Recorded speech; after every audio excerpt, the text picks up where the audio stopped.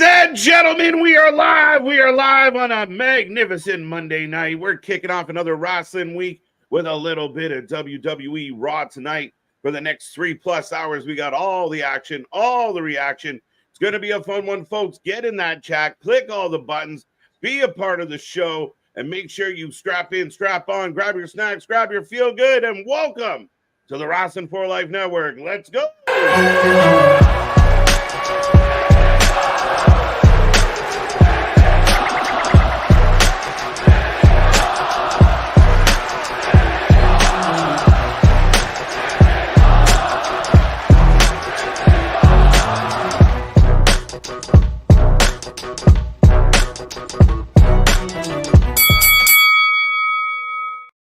Ding, ding, ding. We are live and back at it again, folks. Like I said, we are the Wrestling for Life Network. We are the channel that just watches more live wrestling than anybody else out there. And we're looking forward to a crazy week ahead. Lots to get into, lots to talk about. It's going to be a fun week. We kick it off with Raw, the go-home show for Summerslam. And we got so much more coming your way. We're looking forward to it. Like I said, get in that chat. I hope everyone out there is happy, healthy, and safe. You guys are ready to go on another live stream. And again, the channel that just does it on a different level is happy to be back at it again. But I will remind you, for the next few hours, you're with Mr. Every Night, KJ White, the Iron Man of YouTube, and Mr. Big Nick. Ladies and gentlemen, boys and girls, children of all ages, the Wrestling for Life Network proudly brings to you its YouTube tag stream champions of the world, the Every Night Delight, KJ White. I'm Big Nick, and yes, my guy, it's the go-home Monday night before the biggest party of the summer, Summerslam. And we've got a stacked one, too. We've got the main event, Finn Balor versus Gunther.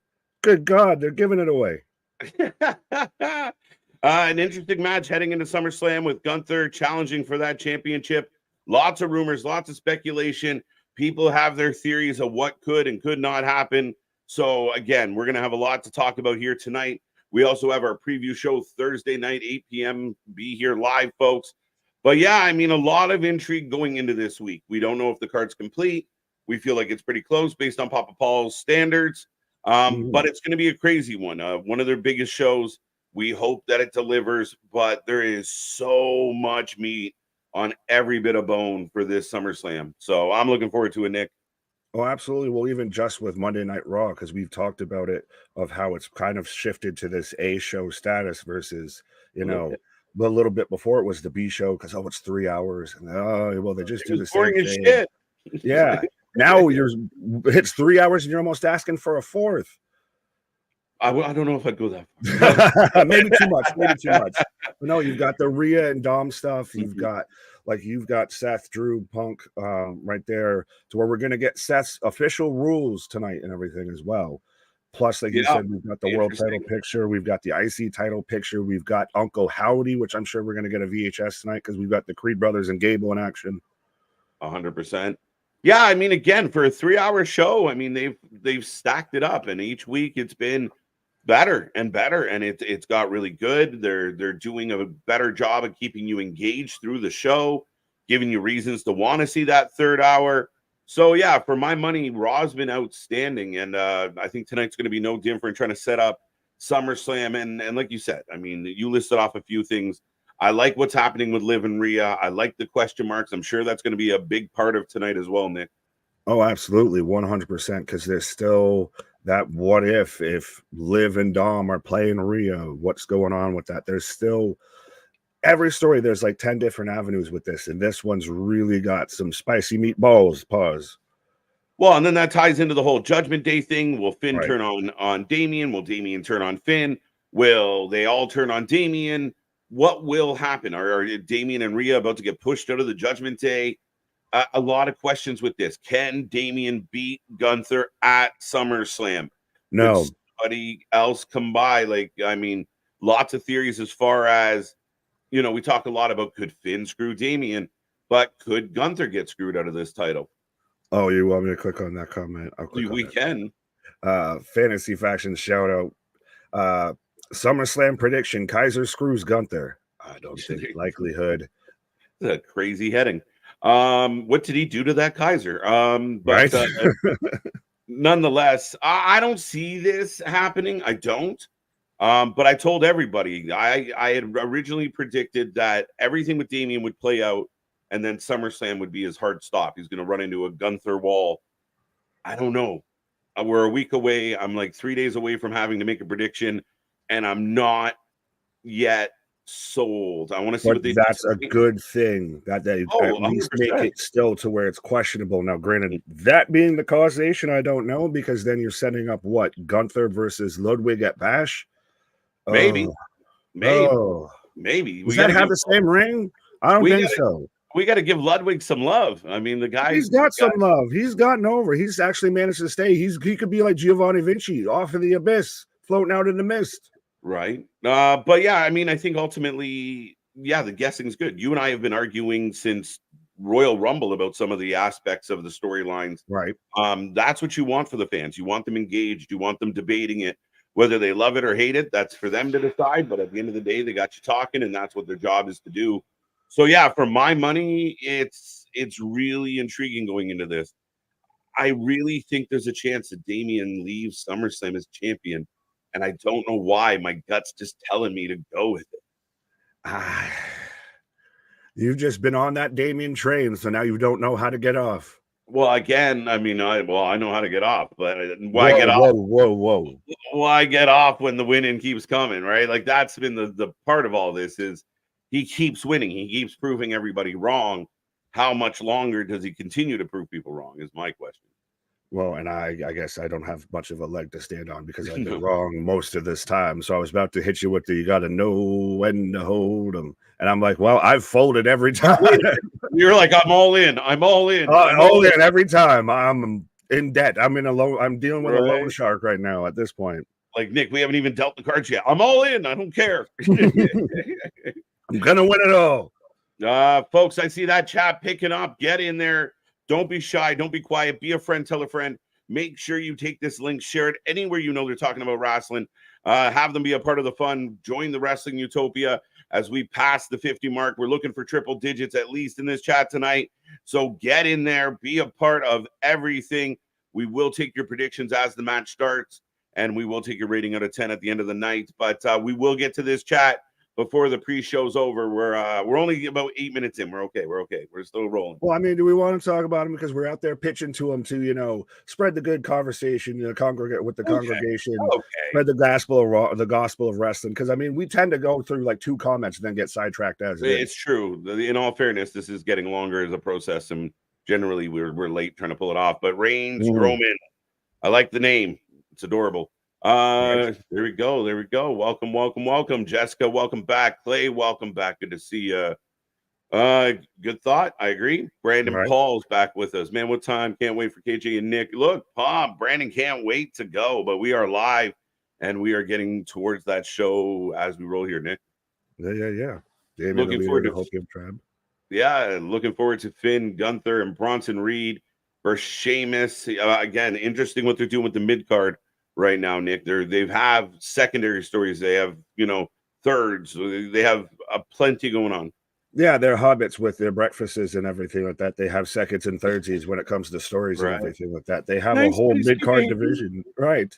Taters. What's taters, Precious? But, no, they have a whole mid-card division cut out. Like, you feel like there's a true IC division right now. You've got Sheamus, Bronson, Ilya, Sami, Breaker right there. Yeah. No, you're not wrong at all. Kevin, how's it going? Welcome back. Good to see Wrestling Proud 87. Welcome. Feels like a newer name, so thank you for joining us. Looking forward to Tozawa and Otis versus Creed Bros. Usually I would laugh at the fact that somebody's looking forward to a Tozawa match of any kind, but this has some story.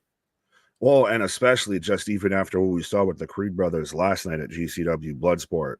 Those some bad dudes, my guy. Yeah. They're not messing around. A nice showing for those who don't know. The Creed brothers competed at Bloodsport last night, both in singles matches separately and both picking up big wins, looking dominant, looking strong.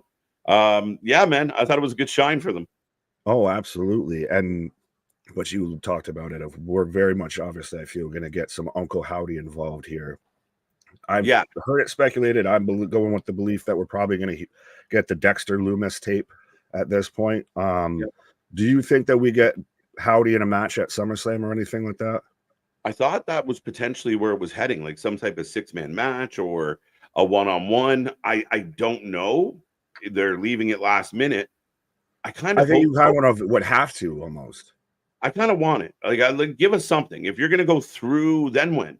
When do we finally just some like Raw between now and Bad Blood, or Raw, or do they debut him in You Berlin? wait till Bad Blood? Yeah, I don't think so. That's so far away. Everything's so Yeah. far away. You have Berlin coming up, but I mean, again, is that where you want to do it? I'd like to see him. I'd like to see Bo Dallas and the fam do something at SummerSlam. And if they were to do it, they need to add it last minute. I don't think that's what you add 3 weeks out and build to it that way. This is one of those of just, well, God damn it, I can't take it anymore. I've had enough. Yeah. Right. Mm-hmm. Good to see you. See Money. Byron, welcome back. Roman, let's go. Yes, go home show tonight. Fantasy Faction. Go check out the Fantasy Faction, folks. We've had a pleasure of being multi-time champs in the Fantasy Faction. I feel like we should have a couple more titles under our belt, but that's an argument for another day. But go check them out. They're doing real fun things, and the Fantasy Faction has been awesome. Right. Boston Gamer, welcome back. Roman Reigns returns tonight live on Raw for Sci-Fi. No. Well, and that's when we should mention this, though, too, for folks. If you're looking through your local cable listing and trying to find Monday Night Raw and wondering why it's just pulling up Olympic coverage, it has not been, moved out of its time slot or anything. It's just now on Sci-Fi Network. So instead of getting Law and Order before Raw, I'm getting Mission Impossible. Yeah, there you go. What's up, Christian? How you doing? That's a long one about the Olympics. So congratulations. Yeah, we beat the Greeks. There you go. I haven't seen any of the Olympics. I'm not gonna lie. No. Byron, we got you. Wrestling Proud, welcome. We got you. Vance, welcome back. Good to see you. The tape should be Dexter, so agreeing with you, Nick, that a lot of hints feel like it's Dexter's turn. Yeah, well, and that's mostly from the Wyatt Sicks actually have their own Twitter account, and that's really how like the new kind of hints have been coming out through Twitter. ABJ, welcome back, sir. Hope you are doing well. So, all right, congrats. Kevin, welcome back. Boston, welcome back. Got you already. Misfits. Jesse Ventura is at WWE Raw. Hell has frozen over. Is that true? I can't confirm. Is he really there? I don't know. I mean, it's in Minneapolis, or it's in Minnesota, I should say. So that's part of it. Well, I do know, Norma, regular chat viewer and everything like that. Scott Woodford's at Raw. Oh, that's right. So absolutely. Prediction: title changes hands at SummerSlam. Title changes hands at SummerSlam. Which one? How many? What are we questioning? Yeah, exactly. That's vague. I think we're going to see probably at least maybe one, but depending on how this sets up, we might see any. Vinci might be a contract expired type deal where they let him go. It could be. I don't know what they're going to do with Vinci. NXT, I wouldn't mind that. You throw him on NXT, I'm fine with that. Or, Christ, you throw him into SmackDown as part of, maybe try and make him something with the U.S. title division. If I'll say once LA Knight's holding that belt, he's going to need some heels to kind of just beat up for a little bit. Maybe slide Vinci in there if you're not going to use him in NXT.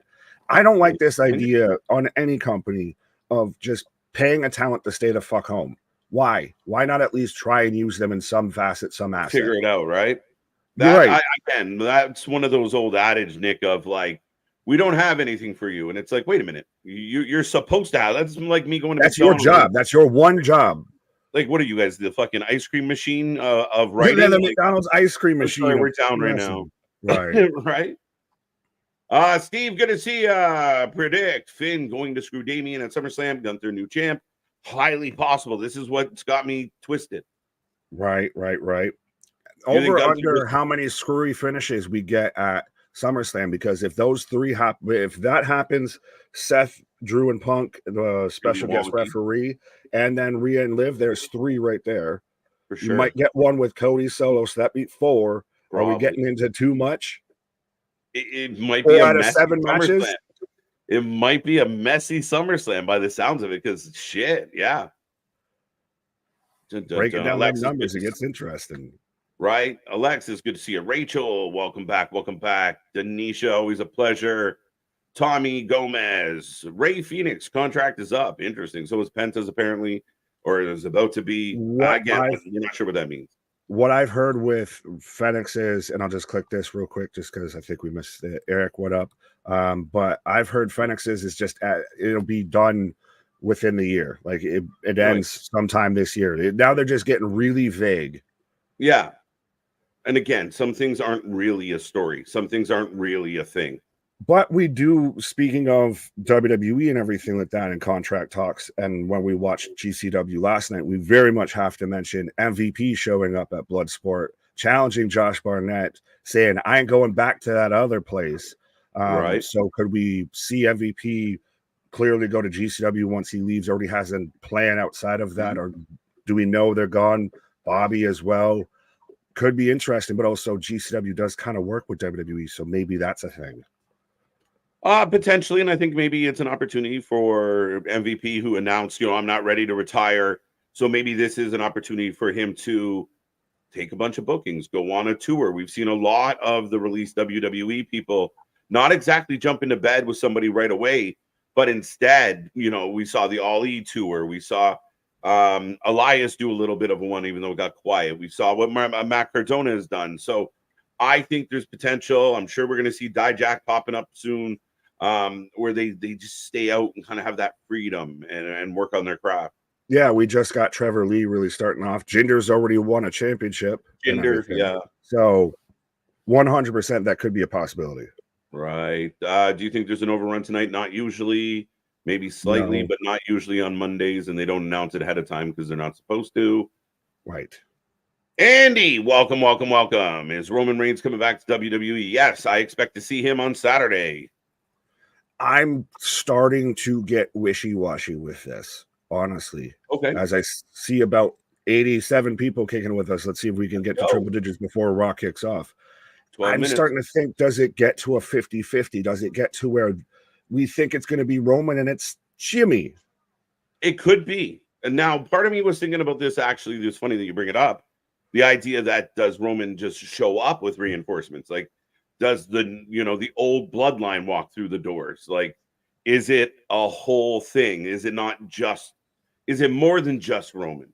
Could Jimmy come back at the same time? I think that's a crucial element that needs to be told in this story. So I think you're fast tracking a lot of telling with this, and that's the thing. I find the term fast tracking when it comes to anything bloodline is a little bit interesting. I mean, at least you have to, if you're incorporating Jey into it, you have to explain that. You could explain away Jimmy and Roman, but then that's 4-on-2.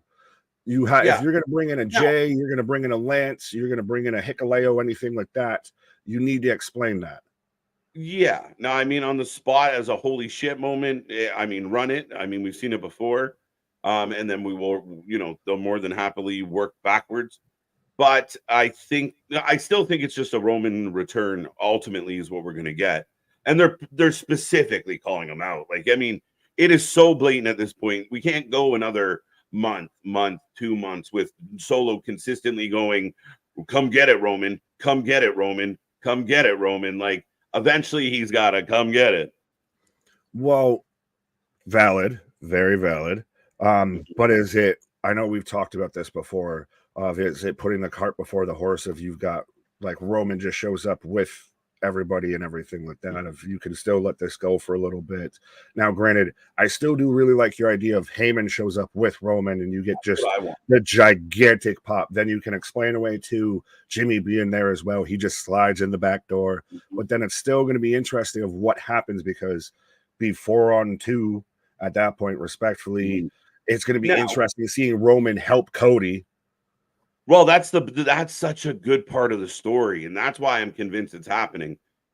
Is this whole, Roman comes out, maybe they jump Roman, but at the end of the night, I have a feeling that when we go off the air for SummerSlam on Saturday, it's going to be a picture of Roman and Cody face to face, like that reluctant. They're going to be the only two left in the ring, Roman and Cody.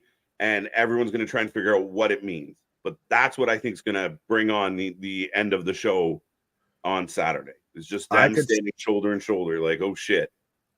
I could see it be to where Roman's walking back up the ramp. Cody's up there. He's, just kind of looking at Roman, and he's just like, "You're welcome." Like, you can't have, same type of thing to an extent of what you said. If Roman can't look like a true clear-cut babyface right now. He's still gotta look like he's got that. Well, no, he's still gotta look like he's still got that tension with Cody. Yeah, no, there'll still be that awkward tension. I don't expect them to hug. I don't expect them to be, oh yeah, like I think it's going to be apprehensive. I think the visual is going to be very much of like, yeah, you're lucky I hate them right now because that's I think what we're both looking at it from different sides is that they both really got to leave it at there's still that tension. Like, I helped you just to Kim, not because I like you. 100%. Scott from the channel has good seats for the show tonight. There you go. Shout out to Scott. Do you think that AJ Styles is coming back? Eventually. I don't think they're going to rush him. When did he leave? Well, he's not around, and he's been in Japan. Well, he just did the house show. Well, he'll still show up. He still works there. Like, it's not like he's been written off or something. But he's been a little bit on the quiet side, right? Since he lost to Cody. So have we got him much since he lost to Cody? Since Backlash? No. True. Valid. Fair enough. That's my only thought. It was just so yeah, like, when do we get him back in the mix? Plus, you took 2 championship L's. You got to kind of fall back. Yeah. And that's it. He said that was the whole idea of him potentially retiring. Triple H tweeted saying, "Welcome home, Jesse Ventura." There's somewhere out there right now, Vince McMahon is popping a blood vessel. That son of a bitch. Folks, keep an eye on your newsreel. We might get, an update on Vince McMahon quick, losing his noodle. Be at a medical facility sooner rather than later. Right? What's up, Eric? How you doing? Christian, Rachel, Kevin, gotcha. Matthew Childs. Do you think Roman shows up at SmackDown or SummerSlam? You wouldn't bring him back on SmackDown. You wouldn't do it the night before. You save it for the pay-per-view. You save it for that 45, whatever they fucking sold to this place. You go for that big pop. Absolutely. And you still get that moment. Now, it's going to be interesting to find a spot in that match that you can have the big, long Roman walkout as Paul Heyman's introducing him of ladies and gentlemen. Like, both men got to be down. The refs got to be damn near dead. Something. Yeah, I like it. I like that a lot. I really think the place will come unglued if out of nowhere that's what you get. And then you're like, wait a minute. Now there's still rumors. Like, I heard it. I listened to a guy today who was like, could it be Brock Lesnar? Could it be? Because the history and because of the him and Cody were on good terms last time we saw them together and da. I wouldn't rule it out, but I don't think so. We're all waiting. I would probably guess a hard no. Yeah, right. But again, until we hear it, but that's why I like the idea of the Heyman walks out, reintroduces himself, the place goes bananas. And then he's got that evil smirk on his face of, oh, you thought you got rid of me? Right. I'm a cockroach, mofos. And then I didn't come alone. Boom. And that, to me, is the intriguing part about this.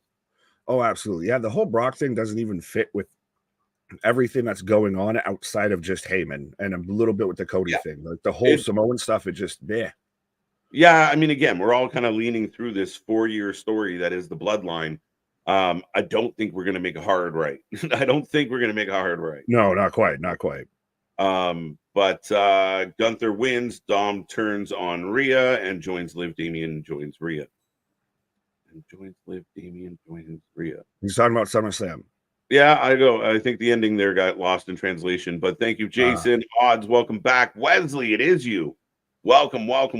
Dale Campbell back at it. Good to see you, buddy. Good to see you.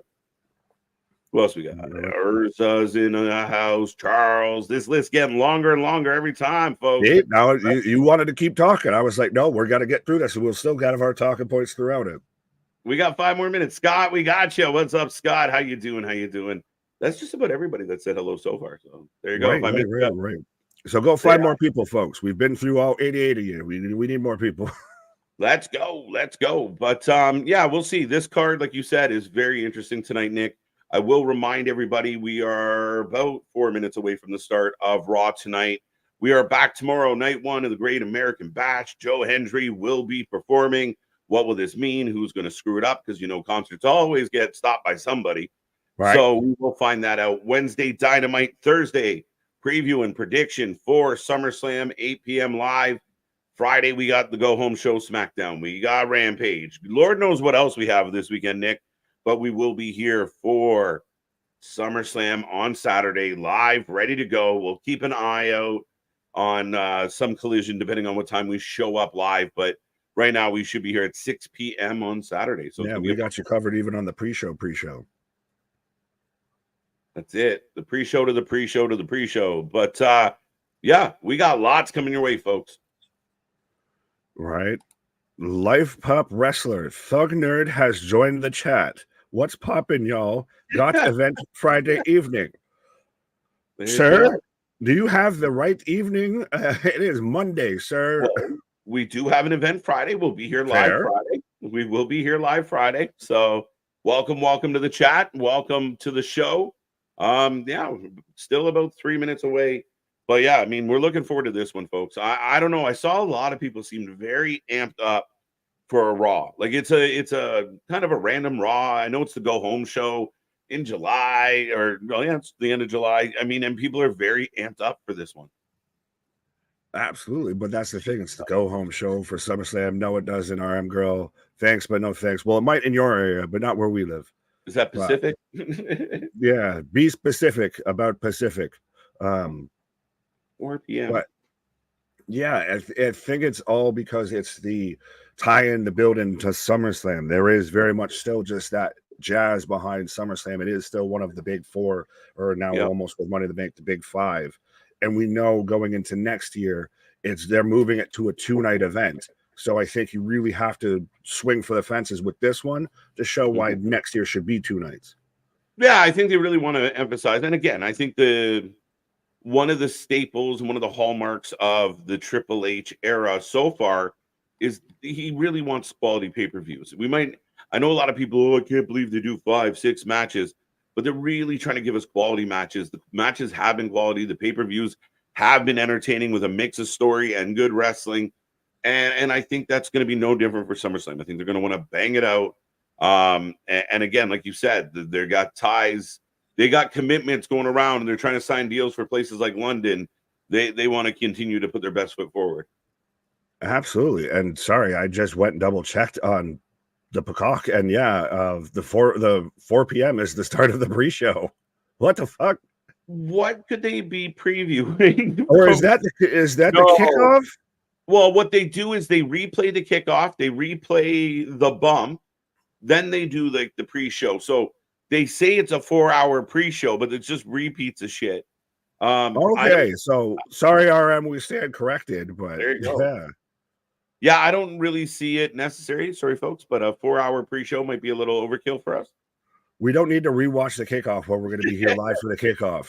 We're going to be here live Friday. We're going to do a preview on Thursday. Like, the redundancy is unto itself. So you can only beat a dead horse so much. Want to bet? Quality over quantity. That's it. Quality over quantity. 100% of the time, my guy. 100%. So, again, I'm curious if anything gets added to this card, but it's a pretty full card as it is. Every single match is intriguing. Everyone. Right. Maybe you get a howdy match added, make it a nice round 8. Yeah, I'm down. I really think they need to.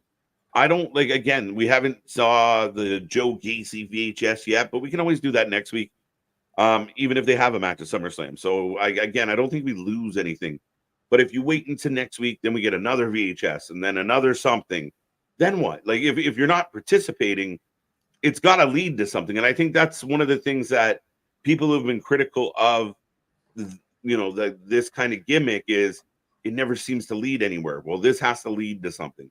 You do instead just a singles Gable howdy match? Maybe at some point. But it do be that time, my guys. I see we had 97, we're at 92. Let's see if we can get to triple digits here right at the start of Monday Night Raw. Oh, I said that and it went backwards. As I have then. Now. You're like a second and a half ahead of me. Forever. Ladies and gentlemen, ladies and Together? gentlemen, together. We are together. We are ready to go. It's going to be a fun one. Showtime. 3+ hours, folks. Nick and I are synced up. You guys heard us do it. So if you want to sync up with us, great. But we will be here all night long. Don't forget, be a friend, tell a friend, get in that chat, share this link with everybody you know, and be a part of all the fun. As we got a little bit of a tease there at the stadium setup for SummerSlam. The reigning king of the ring pulling up. Gunther. Showtime. It's time for the main event. Not yet. Not yet. Well, we know that he's going to be in the main event. And so is going to be Finn Balor here. There you go. And I mean, again, Finn, JD booked very well through 2024, getting a lot of time, winning the belts. Oh, the Olive Academy in the house.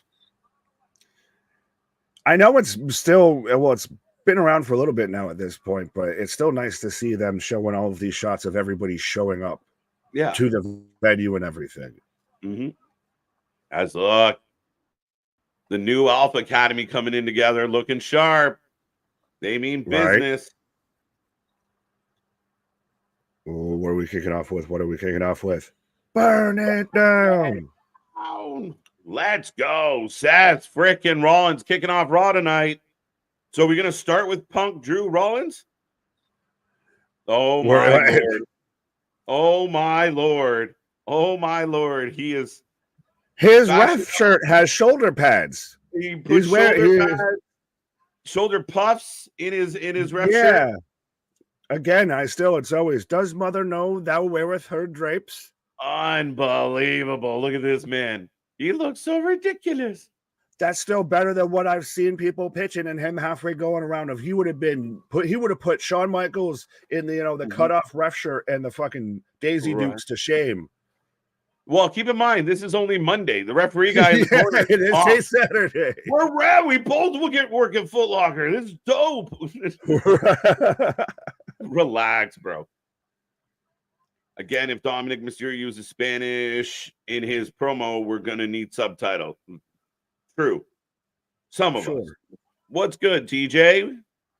Hey, shout out TJ becoming a member for 13 months. So 100%, I will remind everybody, nice little odd number there, but I will remind everybody we do have the memberships, the super stickers, the super chats, 100%. If you want to make sure you get your comment read, if you want to show up and show up, because that's what the show's about. And if you want to just help support the channel, make sure you hit that like, share, and subscribe. It's free, it costs you nothing, but it means the world to us. Facts, folks. As Seth Rollins is in the ring, the most fashionable referee I may have seen in a long time. And we don't even know if this is what he's wearing on Sunday. So Lord knows what he shows up in. This is just what he has to wear on semi-cable TV. Because is sci-fi cable or not cable? I think sci-fi is cable. Fair enough. Man, still over as hell. Oh, it is really shit. It's still really interesting. Yeah, literally. It's still really interesting to me of which way this match could go, especially now that he's involved, because he's got heat with kind of both of them. You mentioned, do we get a triple threat Hell in a Cell? Anything like, yeah. I only threw it out there because I'm like, when was the last time we had a triple threat Hell in a Cell? The man's even got zebra boots. Man loving it. Down to the black and white sunglasses too, by the way. Unbelievable. I am a visionary. I am Magatu. It is a Magatu vibe. Hansel, he's so hot right now. Right. Oh, definitely got the Magatu vibe on this one. 100%, my guy. Every time I see this man, it's just blue steel. What is this? A ref shirt for ants? This particular outfit in particular, this outfit in particular. Right. That's the bonus if you sign up for the memberships, folks. What? No. the mock turtleneck, the fluffy arms. And here comes Punk. Right. Suzanne, what up? Hi guys, I'm a newbie. I'm here from I'm here from Alabama. Welcome from Alabama. Yeah. I don't know if we've had many from Alabama that I know of. So there you go. Well, we've had everywhere and anywhere at this point, my guy. We're We've just constantly growing. Here comes CM Punk. Anthony, what up? How fitting Anthony shows up right as Punk does. His favorite wrestler of all time. His favorite wrestler, Nick. And listen, we have video evidence of him defending him. So yeah, you're right. Saying nice things. Yeah. Lady B, yes. I thought kid popped. What happened? Sorry, I got distracted by the fan when Punk grabbed it to sign, and the kid just the brother next to the kid just popped. Oh, But no, Lady B, I had the exact same thought. Game blouses. Oh, no, standing on the soundstage. Milk in the entrance. This might be the first. With his AW history and everything, with foot injuries and crowd diving and everything like that, don't you just kind of want him to get the fuck to the ring? You're like, no, this is where you get hurt, asshole. Get to the ring. Well, that's going to be a real big talking point this week, Nick, about CM Punk. His durability, returns to the ring at SummerSlam. Drew McIntyre is a big physical boy, even if you're playing, on the same side. That sounds horrible. Can I take all that back? But yeah, no, at the end of the day, can he survive? Can he get through this without breaking, pulling, straining, anything? Hasn't had a singles match since All In, and he got hurt there. He got hurt at the Rumble. Yep. So he hasn't made it through a match in over a year without getting hurt coming out of it. 2 years? Yeah, it's been a hot minute because you remember he was hurt, then he came back, then he was hurt, came back. Fuck. That's how we ended up with the belt in the bag. Mm-hmm. What's in the bag? What's in the bag? Getting cocky. Knock it off, Punk.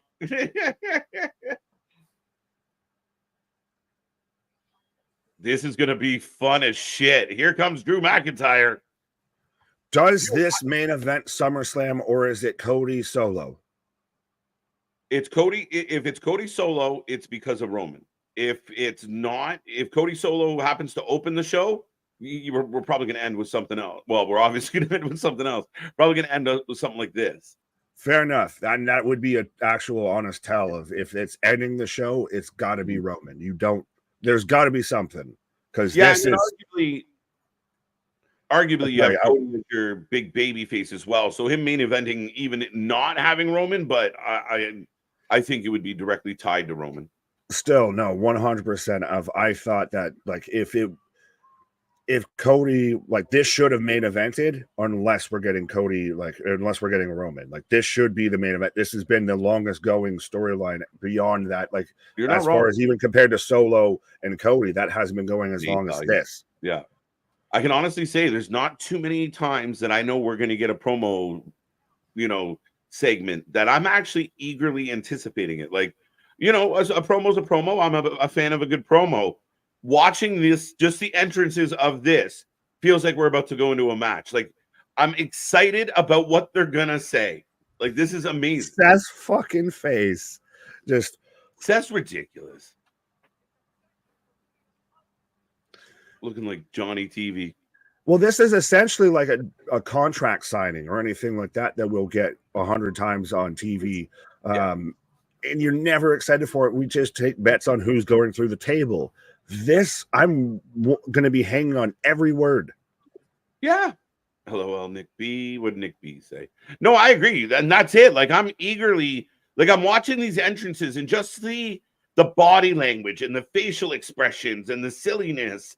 Again, I think it's just, it forces you to be kind of jazzed about what's about to happen. Oh, absolutely. Anyone out there who's sitting watching TV right now going, this is lame. What are you waiting for? What are you hoping for? This is everything you signed up for when you turn this on. Well, see, VHS, even if you can't watch it, we got you covered with everything here. And remember, the wrestling might suck. We never do. This definitely going to suck. this is not going to suck. No, not at all.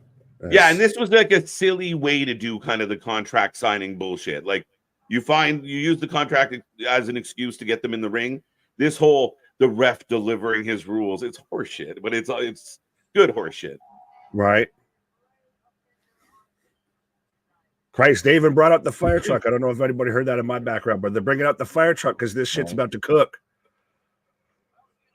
Oh, Punk rolling out of the ring. Oh, he's gonna cut his promo on top of the fucking desk. Seth said, "If anybody lays a hand on me tonight, you lose your match." So Punk rolled out of the ring. I better stay over here because I might accidentally hit you. Right.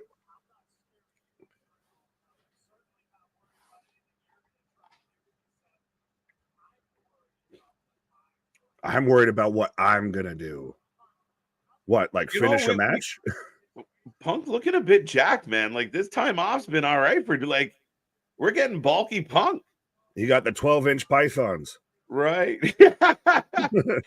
He looks like he's on that AJ Styles program. No, not quite. He's more not there yet. He's A, not J. Yeah.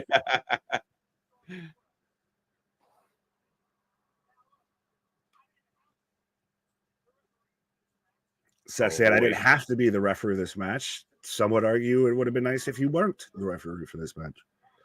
Truthfully, I hope he doesn't dress like a complete asshole. Oh, he will. I don't want him to. He will. I want him to tone it down. For the fact that he's the special guest referee, he's going to be very much a part of this match.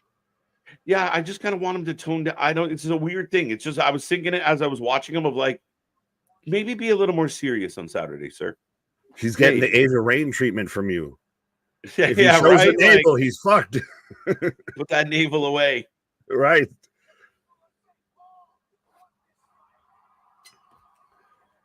Seth rolling up the troops.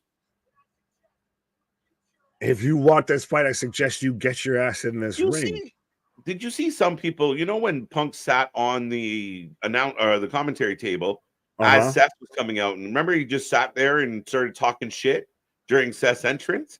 Right. There was a good amount of people out there kind of belly aching about it, like they missed the point. Like, we don't know why he would do that. He was trying to be a dick. Like, I don't know what happened. No, what? It was pretty straight up. Wrestling fans, like CM Punk lives rent free in some wrestling fans' heads permanently now. Of like, they just can't cope with the fact of that he still exists in pro wrestling. Okay. Yeah, I agree. Sorry, Drew pitching to Seth, like he is a problem. He's a cancer, essentially. Hey, remember when he showed up at Survivor Series? These were the two that lost their goddamn noodle about it, especially CM or especially Seth. Seth's the one that had to get held back by security. Right. John, what up? What's up? More like DDPY. Oh. Well, we recently had a person who's a big fan of DDPY. Right. Go and check out our interview with Big Trouble Ben Bishop here before, he shows up on My Way there. Right. With Jeff Jarrett. Or My World. Sorry, I'm terrible. Were you thinking Limp Bizkit? Were you a little bit. I would do things my way. It's my way or the highway.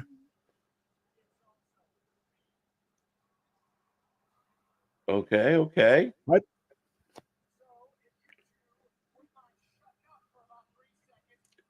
If you don't mind shutting up for about 3 seconds. This will be a violent masterpiece. He's selling the shit out of the match. Oh, it's funny of almost how would you rank these three on the mic right now? Who's best, who's second, who's third? Ooh. It's a tight race all the way around, but that's a great thing. And it used to be a slam dunk. Oh, Drew's not there. But Drew's locked right in. His promo, especially his heel promo, is phenomenal. Sorry, I got AJ Styles on the mind apparently tonight. No, you're good. But Seth cuts a mean promo. Punk's got a little more of a really sharp edge to him. Yeah, but there's a lot of vitriol with when Punk talks. I'm gonna put that I'm gonna put a poll up. Let's see what the fans say. There we go. Oh, and he's talking about countouts. Yeah, I might count to 20. I might count to 1,000,000. Basically saying this is going to be a no DQ match. We're going to let them fight. Let them fight. Let them fight.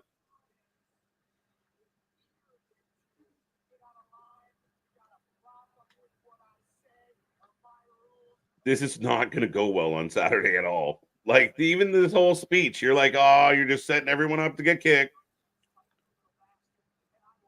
I'm a spiteful little bastard, and I will put your. But that's the thing is, I think very much like you even talked about coming out of this.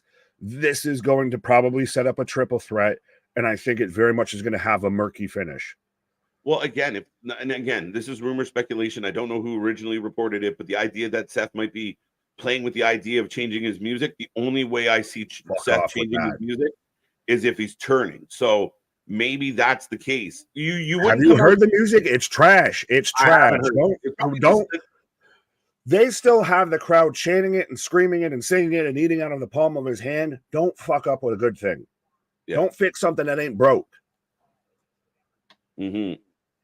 I don't want your help. I never needed it. I like the fact that like this is like they're not just going like it's my turn to speak. Now it's my turn to speak. They're just talking. Right. I think you're worried about the wrong problem right now. You should be worried about the guy you've screwed over and over and over again. I can't stand you. And Drew got some cheers, man. But that's the thing is he's a validated heel. He has a reason. Yes. He's been fucked over by Punk. You could literally everybody here involved with this could be technically, depending on how you want to look at it, the babyface and the heel. Big Punk chant. Who brought a sign that just says bananas? Why did that happen? Bananas, pajamas. I don't know. Right? Is there something hip and trendy I'm missing about bananas? You can peel me, big boy. What? Ladies and gentlemen, we do have triple digits in the chat, so thank you for joining us. Be a friend, tell a friend. Let's see if we can get to 150, 200, 300. Let's see how many people we can pack into one of these streams. So let's go. We appreciate 104 with us right now. We got Drew, Seth, and Punk in the ring, and a very entertaining way to start this one off. Oh, absolutely. I heard you already. What a poll. I don't know who to choose. John, it's a tough one. That's why I turned to the fans. You're welcome. Right now, 50% Punk. Really? 24 and 24. So split between Seth and Drew. So clearly Punk, and then who's second? Yeah. Neck and neck. They're tied. Punk, Seth, and Drew are tied. Fair enough. Al Snow, I subscribed. He gave us a snowplow. Pause. Let's go. What does everybody want? Wrestling for life. Welcome, Al. We appreciate you. Right.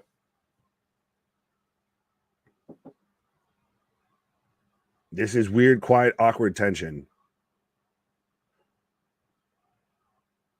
And we got murmurs of boos.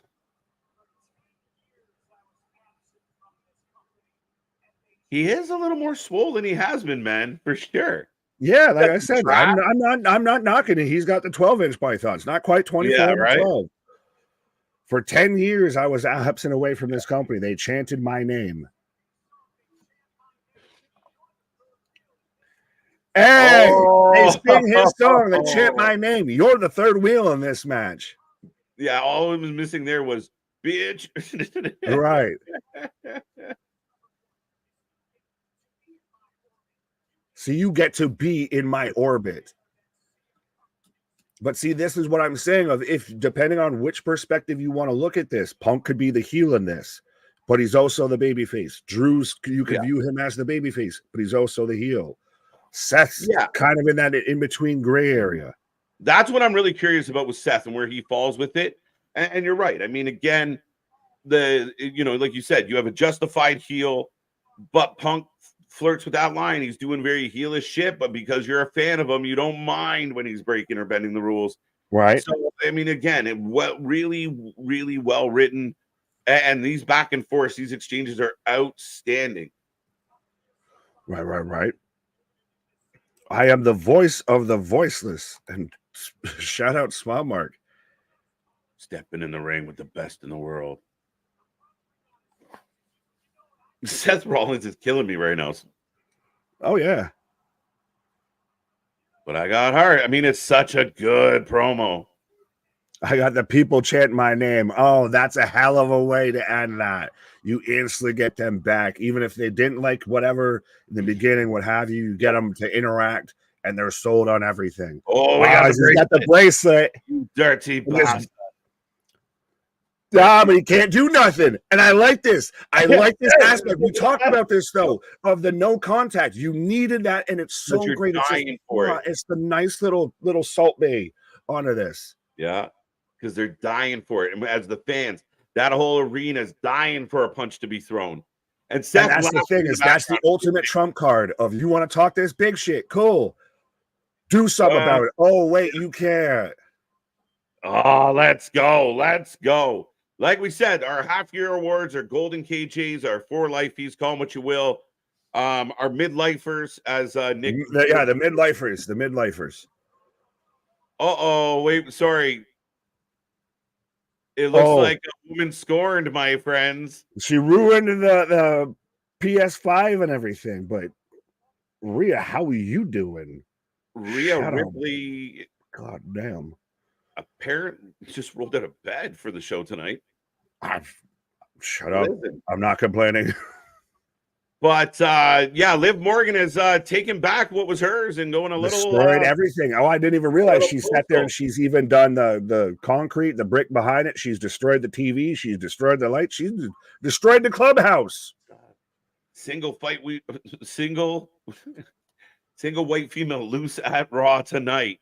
Right. Small Mark mentioning that he's the new predictions championship. What up? Yeah. There you go.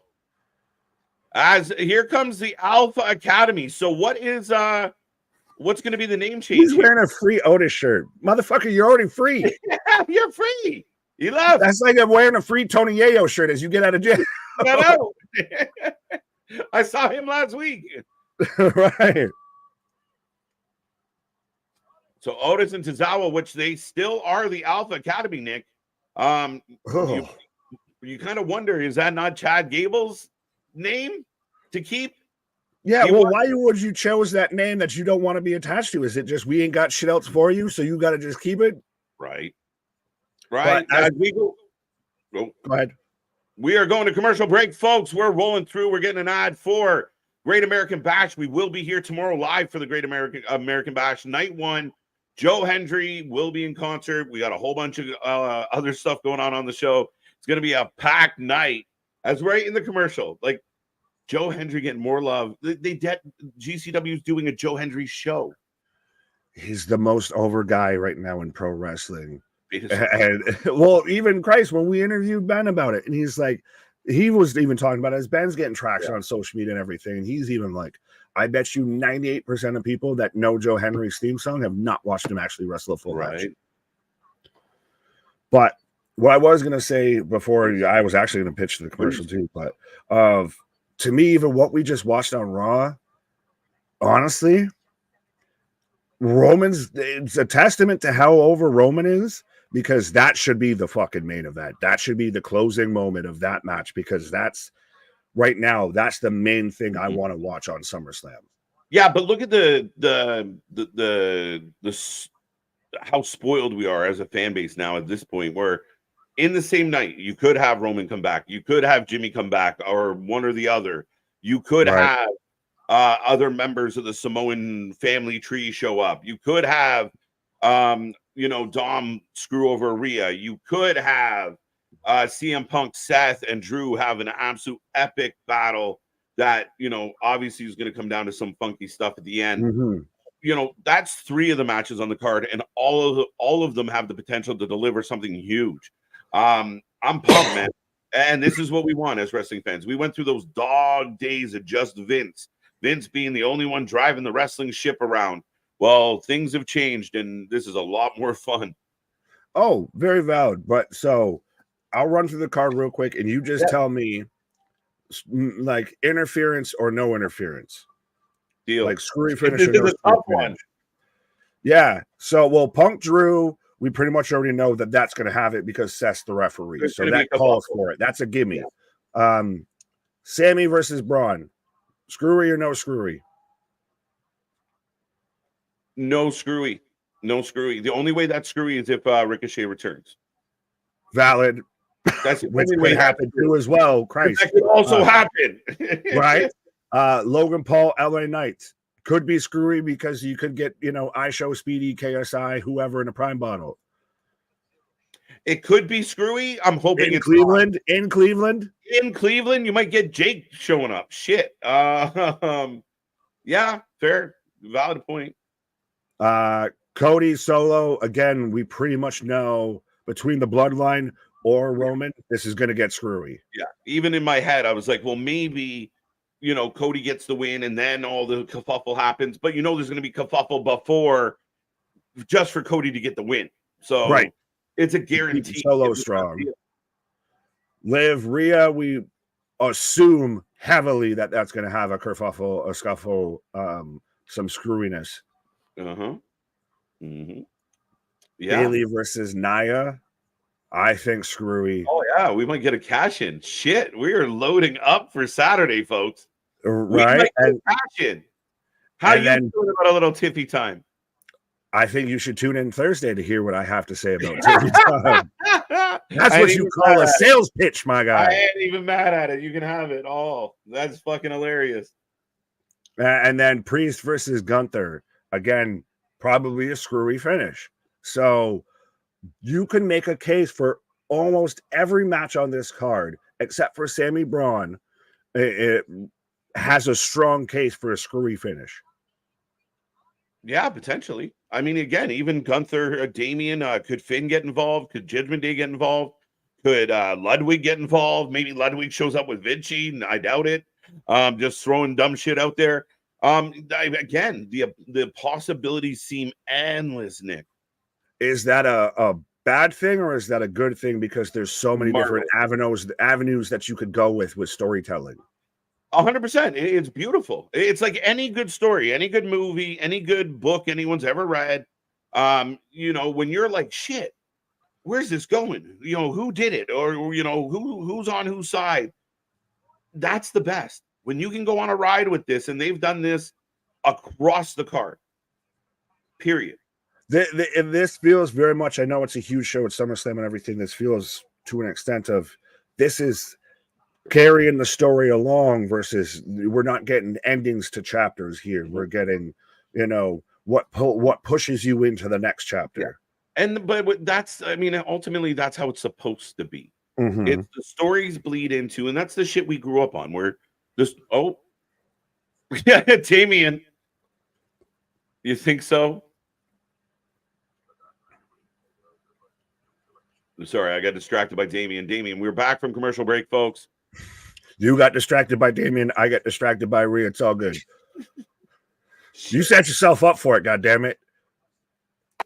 You open that body shot. Taking care of Sami and Jey.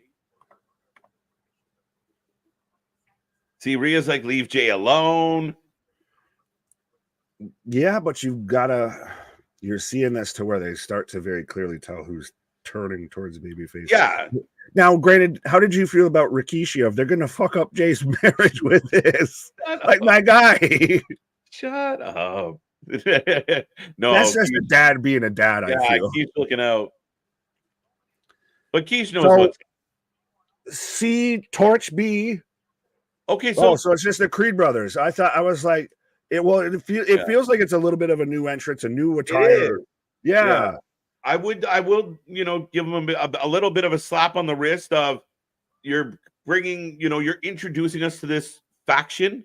You probably could have come back from whatever you were doing before they were halfway down the ramp. Valid. Do you think that it's a better timing that you paired them all together during the Olympics because they're all former amateur wrestlers? Olympics. Gable was in the goddamn Olympics, etc. Plays into it. They got new ring gear. Just Jesus. We've got Otis and Julius. So, folks, let us know who you're taking, whether you're taking the Creed brothers or Tozawa. Is that their name? Otis? The Alpha Academy. There's nothing alpha about either of them fucks, my guy. No. That's what I mean. It was Chad Gable's school, so you think they would now just be the new Alpha Academy? I wouldn't rock that. Why would you rock your captor's name, my guy? Like, it's one of those of, if you're supposed to be so removed from it, like, does JC Jane still rock Chase U? No, but I'm saying Gable. Gable, it's him. Oh, I thought you were saying with Otis and Tozawa, because they're the ones that came out as Alpha Academy. So that to me is just dumb. Two down. Tozawa, crossbody for 2. Yeah, no, I'm saying Chad, technically it's Chad's Academy. So even if they're kicked out, why are they still Alpha Academy? Well, okay, so yeah, that's the thing, is there's so much academies going on that I'm getting lost. I'm getting my what the man literally just slammed his brother onto Tozawa. 1, 2. Beta Institute. I like that. The Beta Institute. Yeah. They sound like they work in for Microsoft or something. Right. Judgment Day are arguing. Yeah, Judgment Day have not been getting along. We've seen cracks for weeks now. So we'll see how this that's my big hang up with this title match for Damian and Gunther. There's been less time that the Judgment Day's actually gotten along than it's been someone's arguing with somebody about something. Right. Tozawa firing up. Tope right into Brutus. Down goes Brutus. All right. Going up top. Now, do we get a finish to this match, or do we get Drew? I think we might get. I think Alpha got it. If I was booking, I mean, I think the Creed brothers get over as you see them taking advantage. Holy shit! I think you need to see them get the win to keep them from avoiding getting swallowed whole by all of this as we go to commercial break here. You're supposed to be bigger, better, faster than the previous incarnation. You get the win, and then you get the doom. Yeah, because that's one thing that we worried about of when they paired them together was right before all the lights go down and you get the Howdy again. It worries people that you might be gobbling this whole new group with the Creed brothers and Gable to prop up the Wyatt Sicks. You are a little bit, and again, because the way we've seen Gable's career, I mean, he's one of those guys, like, he'll lose and then he'll be back next week doing his thing again. So this Alpha Academy, you needed to prop somebody up to kind of get the Wyatt Sicks into, the mix. So I don't mind what's about to happen if that's the direction they're going. Like, they'll be fine. Oh, they buried the new Alpha Academy. Yeah, they'll be fine. Right. The heels are supposed to lose. Jason saying the Creeds for the win with interference from the Wyatt Sicks. No, why would they help them win? Unless they help Alpha Academy win. Yeah, well, that's not what he said, but yeah. Yeah. Lady B is saying semi-heavy machinery. I think it's like light machinery. Right. The Singlet Society, Gable and the Creeds. Right. Well, and is submission sorority still allowed for Shayna and Zoe and Sonya? Yo, what was the one? I saw somebody online called them something, and I thought it was pretty good. Oh, what was it? I don't know. I didn't see what you saw. I don't have your eyes. It'll come back to me. It was good. They're finally trying to get a name figured out. The Lady Shield? Lady Shield. I have seen that one a lot, but a little too on the nose for my liking. We'll just call them the strap on and strap in. Becky, Ricochet, what's up, Spaz, by the way? Jordan, Julia, Stephanie, and the MCMG all come at us at SummerSlam. Ooh, that's a lot. That's too much. That's too much. That's too much. I don't know about Becky. I rule Becky out. That'd be a huge surprise for me. I don't think it'd even be a surprise, honestly. You would be surprised if Becky showed up? She only left she left in April. Yeah, she hasn't been going that long. Fair enough. Right. But I don't expect her back. I think that's my take on it. I don't see her coming. Ricochet, I still contest that until he shows up somewhere else, and we haven't heard a fucking word from anybody. I could see Ricochet going after Braun Breaker still. Possible. Jordan, I don't think so. I think Jordan's busy with her own stuff. And Roxy has a busy, little bit here. Julia, I don't know what you think. Julia, Stephanie, Stephanie's not showing up for a quick SummerSlam. minute, probably after Great American Bash or around about then, because what was interesting last NXT to where they were watching Stephanie's match from the house show, from the live event. But Julia, I guess, is coming up, is about to have an announcement at Marigold to where she's essentially going to announce she's going over to NXT and going to be there for a bit and everything. So we're getting close to when they're all going to show up. I don't think they all show up at the same fucking time. No. That's too much. That's overkill. But over a 2-week of Great American Bash, could I see Stephanie show up 100%? Stephanie and MCMG would be nice. And then Becky, nope. Ricochet, yes. So one for SummerSlam, 2 for Great American Bash. I don't even think you do them all within the same week. I think you spread this shit out a little bit. It's too much. You add into Roman on top of it as well. Returns are going to get eaten alive. That's fine. Come on. That's fine. Too much. Yeah, spoken like a Tony Khan. Ricochet. It's funny how you even brought it up there of how it's gotten all quiet on the Western Front when it comes to that. Very Might quiet. tell you more than you need to know. Nobody's saying anything. Nobody. Right. Otis setting it up. Chad saying no. Oh. Julius just jumped into him. Like, what were you going to accomplish with that besides just helping him? Uh-oh. Uh-oh.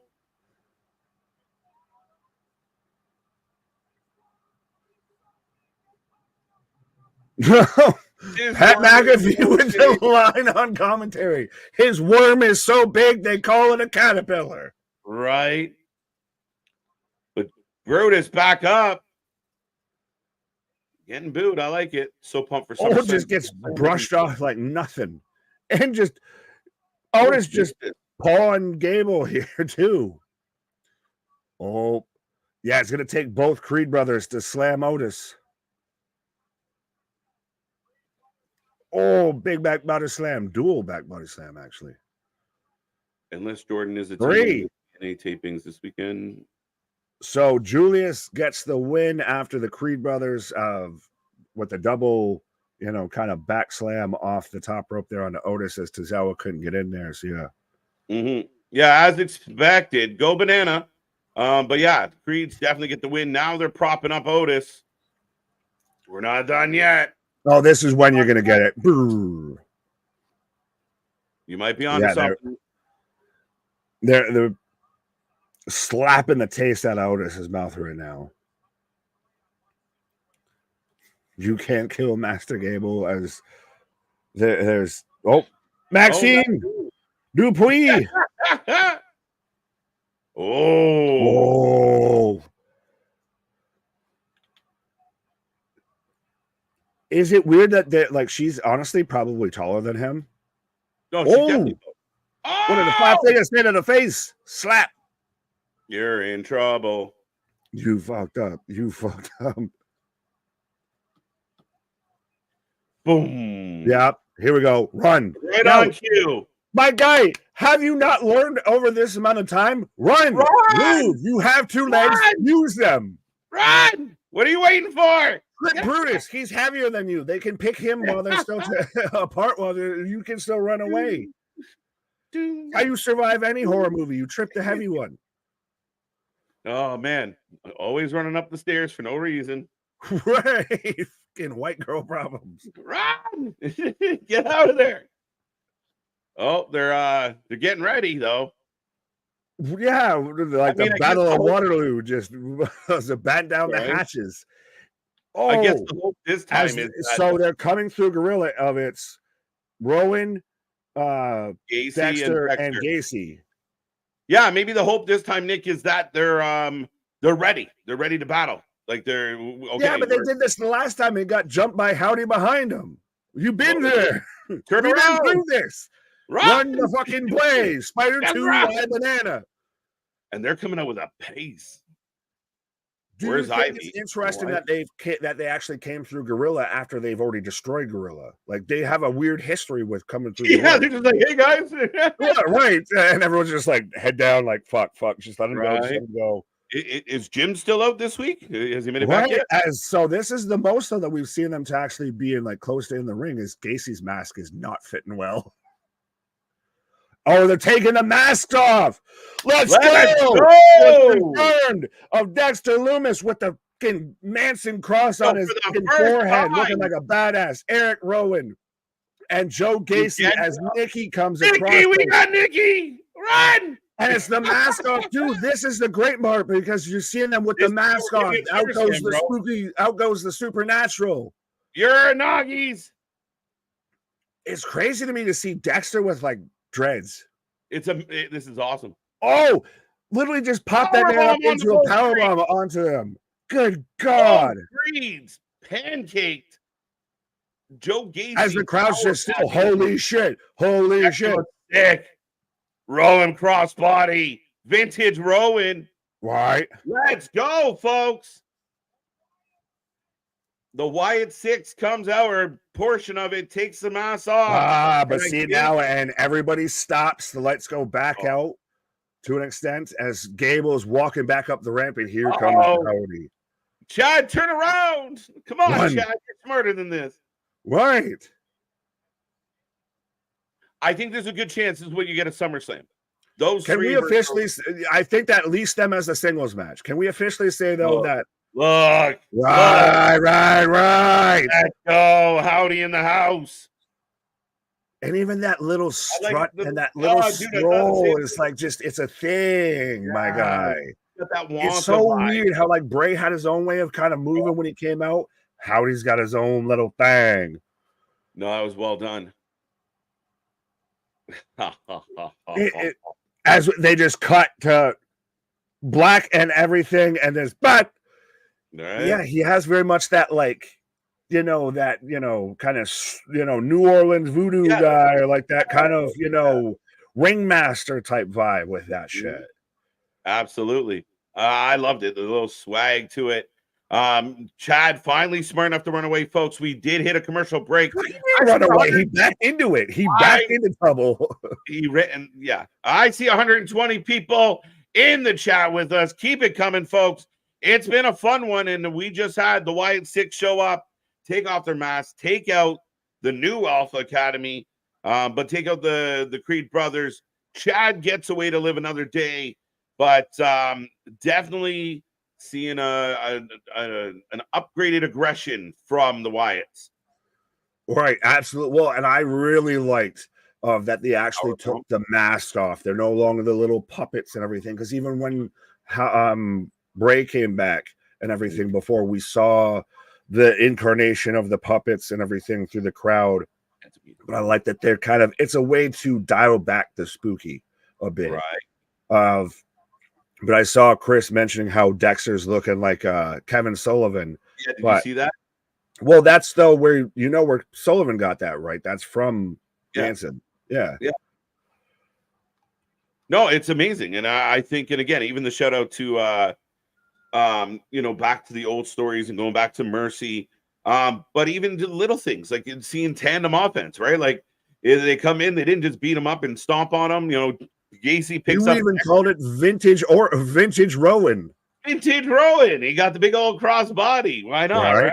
So, no, I think it's huge. I like it. It was well done. Well done. I like everything. Anytime I've been like, can I get a little more? They give a little more with this. So, no real complaints on it at all. Uncle Howdy pumped. The Wyatts down the road will take on the Bloodline maybe one day, but nowhere near it. Yeah, that's some end game shit right there. Mega, what up? Jules, so good. One thing to forget about Demolition's entrance is that it came out with a mask, but they were just as scary when they took them off. Marvin, very true. One of the mask teams of the past. I was never a big Demolition guy. They were good heels. I get it. I acknowledge it. I've never really never worked for me, brother. Yeah. they were good bad guys. I mean, you know, a lot of us were LOD fans, right? Like they were like I was gonna say Demolition or Legion of Doom. Right. What a rush. People are gonna hate it. Yeah, who cares what people think? Enjoy it. And again, for my money, I'm still getting the Strangers or the Purge type vibes. I'm not getting like, other than the fact that they turn the lights off and they get some smoke. All the rest of it is very just a horror, creepy, culty family. Oh, absolutely. Trust me. I love the true crime stuff and everything like that. Like, trust me, I've been through the whole 24-hour audio book of Helter Skelter and everything like that. So yeah, I like the spooky in it to where it does have more, and especially with them, to me, still, I know I'm harping on it, but them taking the mask off, it goes back to more of like you said, the Strangers is a perfect example. Culty vibe, family cult vibe, then, you know, they're just, you know, I can conjure lightning with my fucking pinky finger and shit like that. Yeah, and the cross and the shirt going back to Waylon, it was one of Bray's inspirations. Absolutely. Excellent. Nikki coming off the top as we go into replay, coming out of commercial break, folks. I still see over 115 people here, so get in that chat. Don't be quiet. Don't be shy. Make sure you click that thumb. Give the algorithm some love, folks. Well, I like this, though, too, from Misfit of saying the most animated I've ever seen next to him was Fats, because he was Samuel Shaw before. What are you doing in my bedroom? Right? I love Sam Shaw. I mean, it was such a bummer. Like, really? He's never going to speak? Like, what do we do? Right? Curtis, what up? Christopher, what up?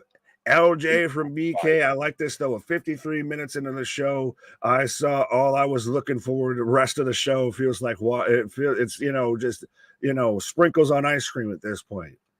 Well, the punk Seth Drew set up for SummerSlam, outstanding. I think it was Boston in the chat. It was like the last match. Oh, this match is pointless, but that match served for this and what we got. So we knew this was coming, and it was perfect. Absolutely. Rick, what up? Alex, what up? Larry, what up? Vance, Maxine slapping chatter was priceless. Yeah. Oh, we're back. Oh, they're making Carlito clean. Why? Because he's the new guy? Oh, and he has to handle Jey alone. So we're going to get Jey versus Carlito? Interesting. Why are they making him clean? He's not the one that fucked up. Dom, you're the one that fucked up. Right? I'm not cleaning up your shit because your ex-girlfriend fucked up the apartment.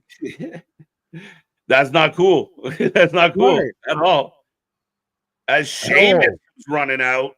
My guy, as we're going from Punk, Seth, Drew to the Wyatts to now Big Beefy Boy slapping meat. Papa Paul, a man after my own heart. Yeah, I mean, and we're clipping along. Right. Chiefs Kingdom saying, go ahead. Sorry. No, you're good. I'll still read it. I'm a huge horror fan, and that was so good. Definitely the Stranger vibes. Yeah, I'm really glad that you brought that up because that was one of my favorite, like, underrated kind of horror movies because it's really just the concept so fucks with you of like that's the you just happen to be home. Yeah, as you get older, that's the creepy shit. The idea that a ghost is going to come out through my floorboard. Well, a ghost. I just worried someone's going to knock on my door. Right? Yeah, no, that's the thing, right? Of like the idea that you are just chilling with your girl and you're in like some cabin, it's kind of secluded, and some weirdos just happen to walk on by. And too many stories like that. That is real shit. That is what makes you nervous, isn't it? You know, as you get older. Right. Never go in the woods, folks. Never go in the woods. Nothing but bad shit happens in the woods. Witch, fucking rituals, sacrifices, pits of danger, get lost in shit. Just fuck off with the woods. Yeah. Big Bronson Reed coming out. And this, you know, listen, we're from a generation that didn't, you know, look up on Google for the jump scare moment, so we knew they were coming. Yeah, well, yeah, there wasn't a Google at that point. Right. When am I supposed to jump? I don't want to be scared during the my guy. His like, I don't want to call it a robe, but like it's not a cape either. Like his like cowl shit or whatever. It's his trench coat. It's not even that he's coming out with has like the spikes on the back, like Gojira. Yeah, he's a fucking kaiju, my guy. Godzilla. King Kong ain't got shit on me. Not at all. Mike Myers, Devil's Reject vibe. Yeah, 100%. Like that Devil's Reject vibe. And again, I like it. I love that idea. And that's kind of how I want them presented, right? Like, I get where people get hung up, but I think if you look at it from that perspective, then it's just like any other type of deranged character. Yeah, and that's the thing, is it's so funny with this. You want to seem to like make that exception, that like spooky wrestling and like all of that never existed before. Like we didn't have the Undertaker who could throw lightning bolts. We didn't have Kane setting people on fire and shit. Like, what are we doing here? And fine, if you can't get behind that, I mean, you still had Mankind sitting in a boiler room with a rat rocking back and forth. You can get behind that kind of psychology, and I think this leans closer to that than it does lightning bolts. It's got a touch of both, but if you can get behind that kind of storytelling, that's what they're doing here. Yeah, absolutely. Like VHS says, we had Papa Shango. So right. Remember when he hexed the Warrior and Warrior was puking on that? Warrior proving that wrestling is also bad at acting. Yes. I mean, but that's when acting wasn't at a premium. It was just more, you got muscles, kid, go. Right. You're on all the TRs. All of them. You're on XYZ Osterone. Right. Sheamus down on Bronson. There's Anthony with his weekly Bronson hate, as he's not feeling him. He didn't like him in TNA either. I'd like to see you say that to this man's face and see how well that goes. As Bronson dropping Sheamus over the table. And that looks like a commercial spot. As they had to turn around and censor this man of he don't give a. Bronson works of, they just haven't found that right little stroke there, I think, to get behind him or whatever. Like anytime they've gotten close to it, they shy away. Well, and again, Bronson's a bit of a victim of timing. He's coming back at a time where there's a lot of shit going on. And as much as I like him, he's not quite at that level that some other people have found themselves. So, dude, it is a Shark Tank. And I have all the faith in him. I loved his New Japan run. I liked him in TNA. I think there's a lot there. He may need a heater or to work with somebody that can get a little more charisma out of him. But he's a big body that can move. And look, a guy with that finish, that tsunami, that's an outstanding way to end matches. Yeah, he might need something. I mean, he's not terrible on the mic or anything like that. I still think he's good. Like you said, he's more of a victim of situation. Of a little bit. Everywhere that he could fit has already been kind of occupado. So, I mean, maybe you throw like a Robert Stone with him or something might help. Maybe a manager would have you, an advocate. But meat slapping meat, yes.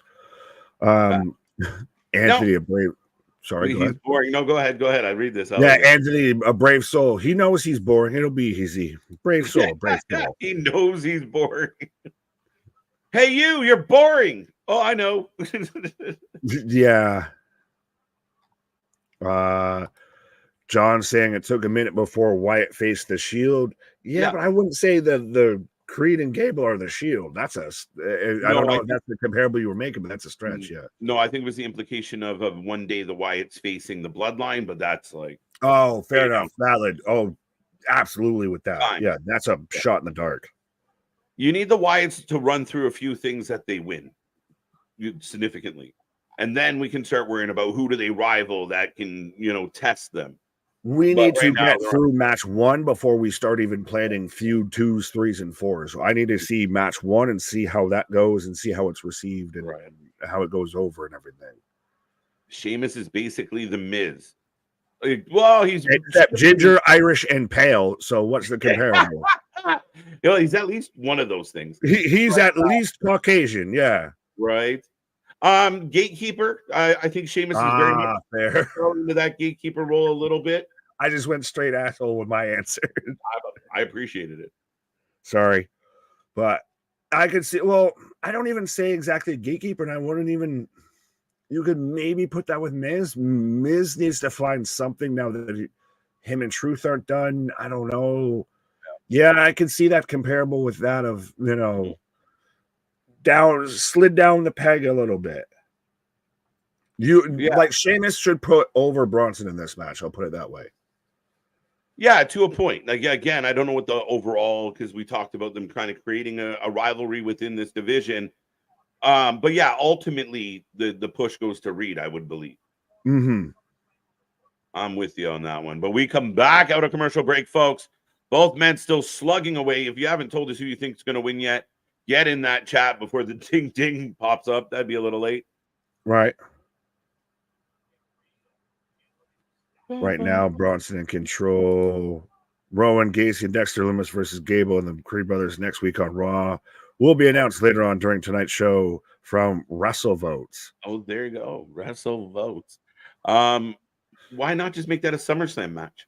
Yeah. Why would you not get that pop? Yeah, just for the entrance alone. I don't think that that's something that would exactly be like you can't follow that up. I mean, whatever's after that might be kind of cannibalized, but you could still. That doesn't end the show. No, and again, I mean, no matter what your plan is, I mean, it's still in effect whether you do it Saturday or Monday. I would just go for Saturday for the biggest reaction. Yeah, because would they potentially still be on Sci-Fi on Monday? Yeah, they would be, I imagine. So I would rather do it at SummerSlam than Raw. Well, I just slide that around. You slide that around Sami and Braun, and I think you're okay. Well, not only that, I mean, again, I don't care where you put it. I just think like in a big building, a chance to have that entrance, the mystique of it all. And again, you kind of have the three men we saw tonight establish themselves as an absolute force. And I'm all for it. I think that's what they should do. Oh, no, I think that that's a fantastic idea to have on there. I was just thinking of what match would you put it around that isn't going to, it's not like the next match isn't going to lose too much or like that can survive following that up, because that's going to be you're going to have to follow that up. Yeah, but I think with this card, I think you're okay because you're coming back with big shit and big shit and big shit. Like, even if you followed that with CM Punk Drew, like it's going to CM Punk Drew Seth are going to swallow that out, like no problem. That fair. That would actually be that's a solid idea. Yeah. Right. Either way, we're splitting hairs of it. Should at least be to us. Yeah. It should be on SummerSlam. Right. Oh, Sheamus up to his feet. Bronson on the top turnbuckle. Crowd semi into this one, seemingly. Little bit. There you go. We're almost there. We're almost at triple digits. We got 112 hanging out with us right now. So we should see 112 thumbs being clicked. So make sure you get in there, click that like button. Give us some love, folks. Oh, we're getting now, bro. Super air raid crash with super white noise. White noise from the second row. Two count. Wow. And Michael Cole selling me on this match. Holy shit, Michael Cole. He's been one of those that I think has done the best post Vince of he's actually really been able to let loose and kind of let his personality kind of come through a bit here. Right. I agree. See, everyone calling it V-triggers. Oh, yeah. There was somebody that I wanted to see. Oh, we're going to get beat to the Bowery here.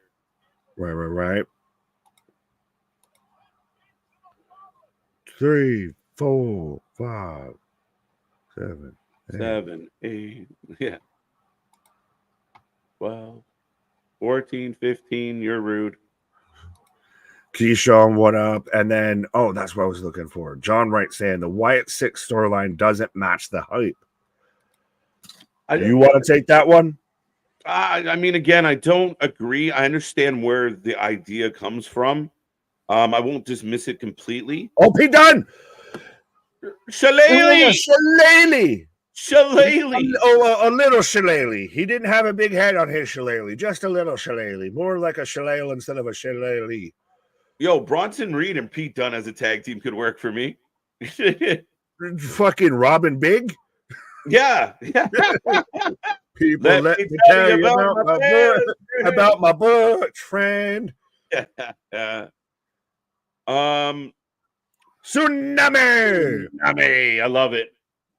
3, and that's though what it should have been. And it's funny because Pete Dunne got involved with Trick last week on NXT. Pete Dunne's just been a fucking menace out here. He's running around causing trouble.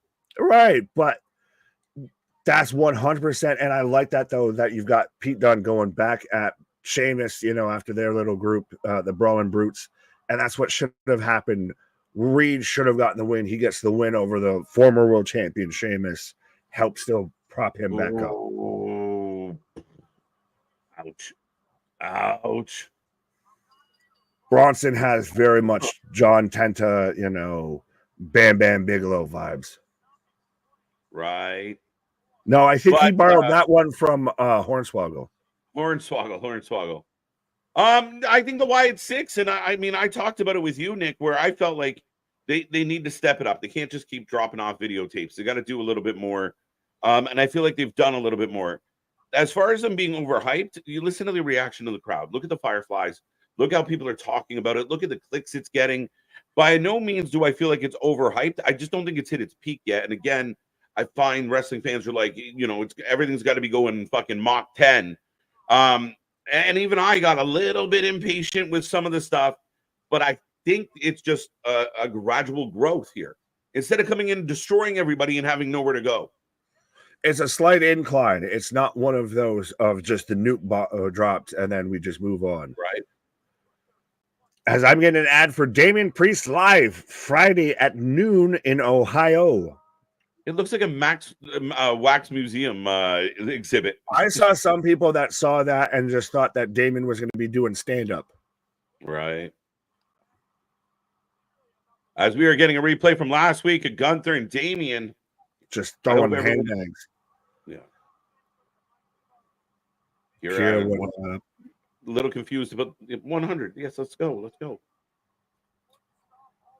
Because Sheamus, John saying, I hope everyone's right in the Wyatt Sicks are shined soon. Or shinned? Yeah. You want them shinned? And I think they are. Like tonight, they look amazing. Is there anyone going to come out of what happened tonight think, oh, they're not good? They looked amazing. They looked like a force. Absolutely. And like I said, I think it really helped and of just taking the mask off. Now you fully confirmed, and it takes down that air of spooky a little mystery, bit. That little the fantastique. Well, no, even just like the fantastique of So I'm supposed to be playing a puppet this whole time. Like, no, we know the wrestler that's behind that and everything. Yeah. You kind of cement, like you put a face to the evil. Right. That's actually the best way that you can put it. You put a face to the evil. Shout out 10 on 10. That should be the name for tonight. You put a face to the evil. Put a face on the evil. Unfortunately, you got to look at my mug. Release the good. Release the hounds. That's what you're saying. Release the hounds, Smithers. Where should Jose, the assistant, be manager on? Listen, if you could get Jose, Ray, and Penta, they'd be an outstanding tag team, and you let Jose do what Jose can do. Jose is so good. Jose is so good, and they use Jose, make him NXT. You get an LWO of Ray, Penta, Phoenix, and Andrade. Maybe go all out. Shut the fuck up, right there. If you could get those four in a faction, shut the fuck up. But I just think if you have MCMG and then you have DIY and they keep putting up good matches, you add in a Lucha Bros. Yeah, but will DIY be tag champs after they face the Bloodline on Friday? Oh no, they're fucked. The Gorillas of Destiny, another good tag team though. Gorillas of Destiny. Well, no, it's the Gorillas of Fatu. The Gorillas of Fatu. As here, speaking of Fatus, Jey Uso in the building. It's that, or it's the Werewolves of Destiny. Werewolves of London. Let's go. I'll accept that. Oh, by the way, I guess I can close this. 58% still going with Punk as so he was majority. He was number one. Who was number two? Seth, slightly ahead of Drew. But I think because Still a Drew's fair shakeout. I don't think it's fully that far ahead that Punk's better than the rest of them because honestly, Punk might have been the weaker out of the three there. Well, I think a lot of it is due to the fact that like he's such a fan favorite, right? Like again, he's going to win a lot of polls no matter what the topic is. There's a little bit of a bias there. But Roddy, what up? Ronan, what up? Larry, you shipping me, Nick? What? With who? What is happening? That's between you ship two. You off to Timbuktu, my guy. Right. We're going back in a commercial break as we are Logan Paul live in Cleveland. Right. And we got 2 title matches. Actually, shit. It is Friday going to be in Cleveland. Yes. Fuck. Johnny Gargano's from Cleveland. You think they're going to let the hometown boy lose the belts to the angry Samoans? Yes. Angry Islanders? Remember, I missed was a WWE tradition that you were taking an L or getting embarrassed on your own building. And then Vince left. Again, you want some heel heat? Beat the hometown boy. Let's go. Jacob Fatu. Squish him. Well, let's be honest. We've talked about this. Everybody's perspective on DIY changed like the night they won the belts. Crazy and it was literally just because we kind of all had that feeling they were winning the belts. No one gave a shit about them anymore. No one liked them. They were more Regeneration X than they were DIY. We're wishing happy birthday to Triple H and showing pictures of Tommaso Ciampa. Right. DIY is not DIY anymore. They could use a good shellacking. Yeah, no, it was so funny to see the reaction of like, oh my God, I can't believe it. And then they won one match and everyone was like, yeah, they're the greatest ever. God. Like, what are we doing, folks? Like again, it is what it is. I think they just got the belt so they could get squashed by the Gorillas of Destiny. So hold on tight. Could it be one of those teases that you have the Bloodline having some gold going into SummerSlam, so it feels like they might be, taking all the gold home? Yeah, I mean, again, that's one of the things. We remember the glory days of Roman with belts and the Usos with belts and Solo with a belt for a moment, but always looking kind of strong and powerful that way. So I think it's not a bad show to start putting straps on these men. And think about it. Even at WrestleMania 39, I don't know. I mean, it's been a short time of 2-night WrestleManias and everything. But is that the first time of factions main evented both nights of a WrestleMania? You had the tag match that main evented night 1, and you had Roman Cody that main evented night 2. Mm-hmm. Yeah, I mean, an unprecedented situation, and they did it well.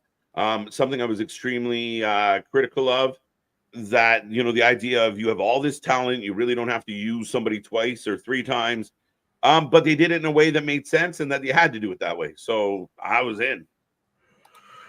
And, we clicked on the same thing. No, we clicked on the exact same thing. We are the nation. We are.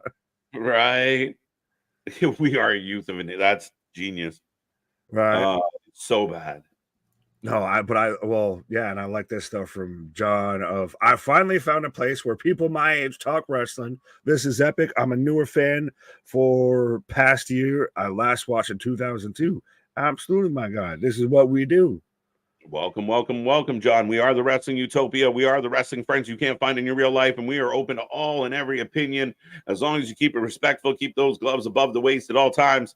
We're happy to hear what you have to say. We don't agree very often, but it's fun trying to get to some common ground some days. Absolutely. Well, even between us, my guy. Trust me. We're like the Boondock Saints when they're talking about 7-Eleven. We may not be always doing business, but we're always open. That's it, folks. But we are on a commercial break. We are rolling through. We got so much coming your way, and I'm going to stretch my legs real quick as we're about to get yeeted.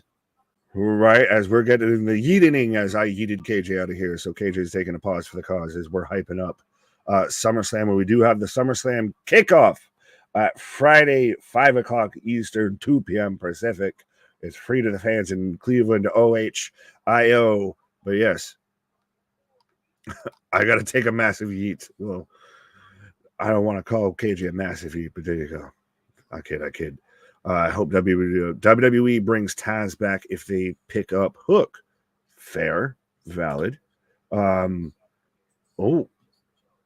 We've got Punk sitting down with Michael Cole. Is this a pre-tape? Oh, is this hyping up the kickoff?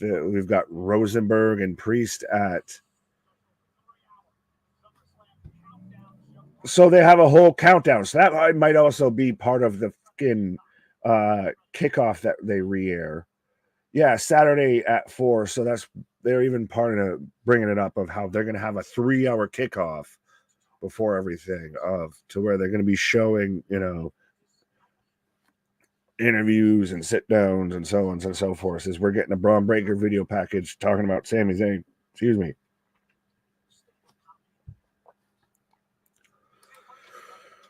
Hey, Nick, I got a question. Your thoughts on Sting's younger kid training to be a wrestler?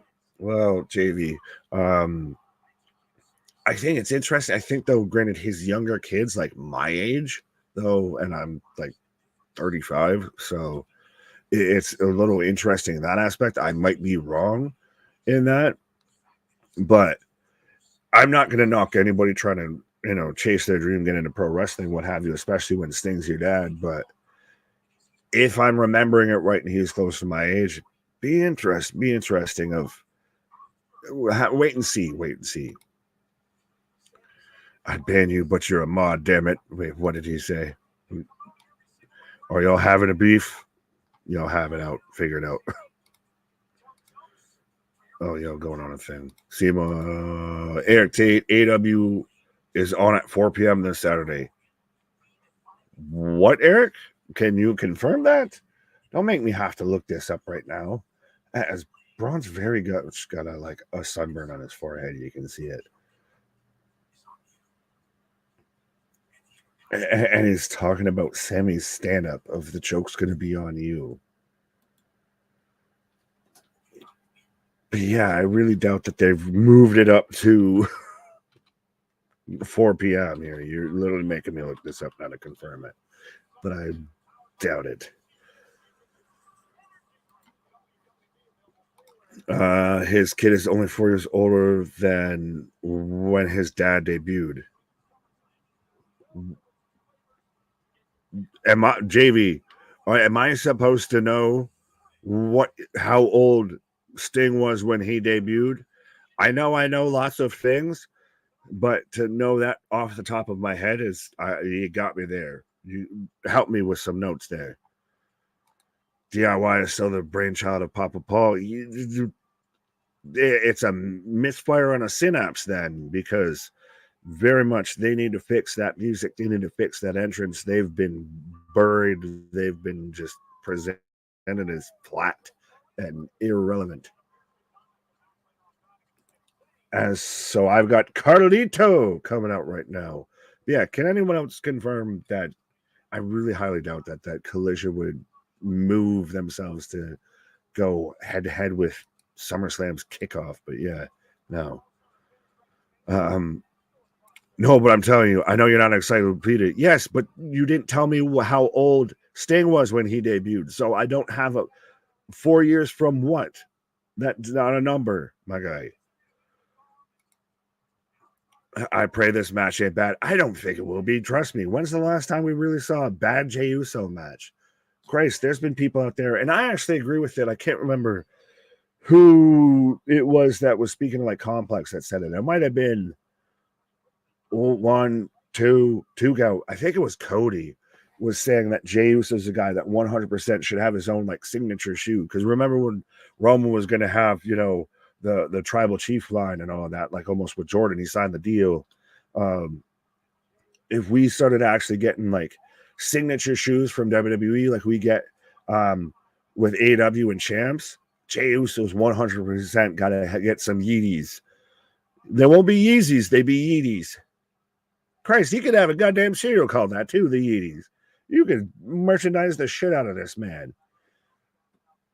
That's why at least needs to be an IC champ or something at some point. He needs, at minimum, a mid-card title run and a good run at that with it. Not just, we can say he won it and then we move on. I don't know about world champ right now. Maybe down the road it'd be interesting, but right now, at least a mid-card title run. Hey, Scott, the hate man's at the show, so bros, proof positive here. We're the channel that does it better than anybody else out there, often imitated, never replicated. And we even got people at the show tuning into us. So if you haven't done so already, be a friend, tell a friend, hit that like, share, and subscribe button as we're keep flirting in and out of flirting around with over triple digits here. So let's see if we can, stay in the triple digits at least at 100 plus and keep growing here. Sting debuted in 85 at the age of 26. His youngest son is 30. Okay, so that's not bad. I dated him by like 5 years, so that's not bad. I mean, if he wants to, good on him. I mean, Christ, Rowan Cutter from Carlito on a Jey as we go to commercial break. But yeah, born in 85, almost 39. What? Oh, fair enough. But I don't think he was saying right now. I think he was saying when he debuted wrestling. Yeah, that's not terrible. I mean, DDP, I know, debuted later on. I think even, I might be wrong, but Macho, I know DDP definitely debuted later on. And there's Batista as well. So, and even 30's not debuting later on. But I have nothing to complain about it. We'll see what happens out of it. I think it's very much, he's lined himself up much like a Zach Knight, Paige's brother there, for at least an AW contract at some point.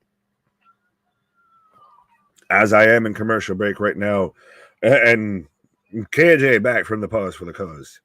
Absolutely. And yeah, I think that Tony Khan's such a schmark.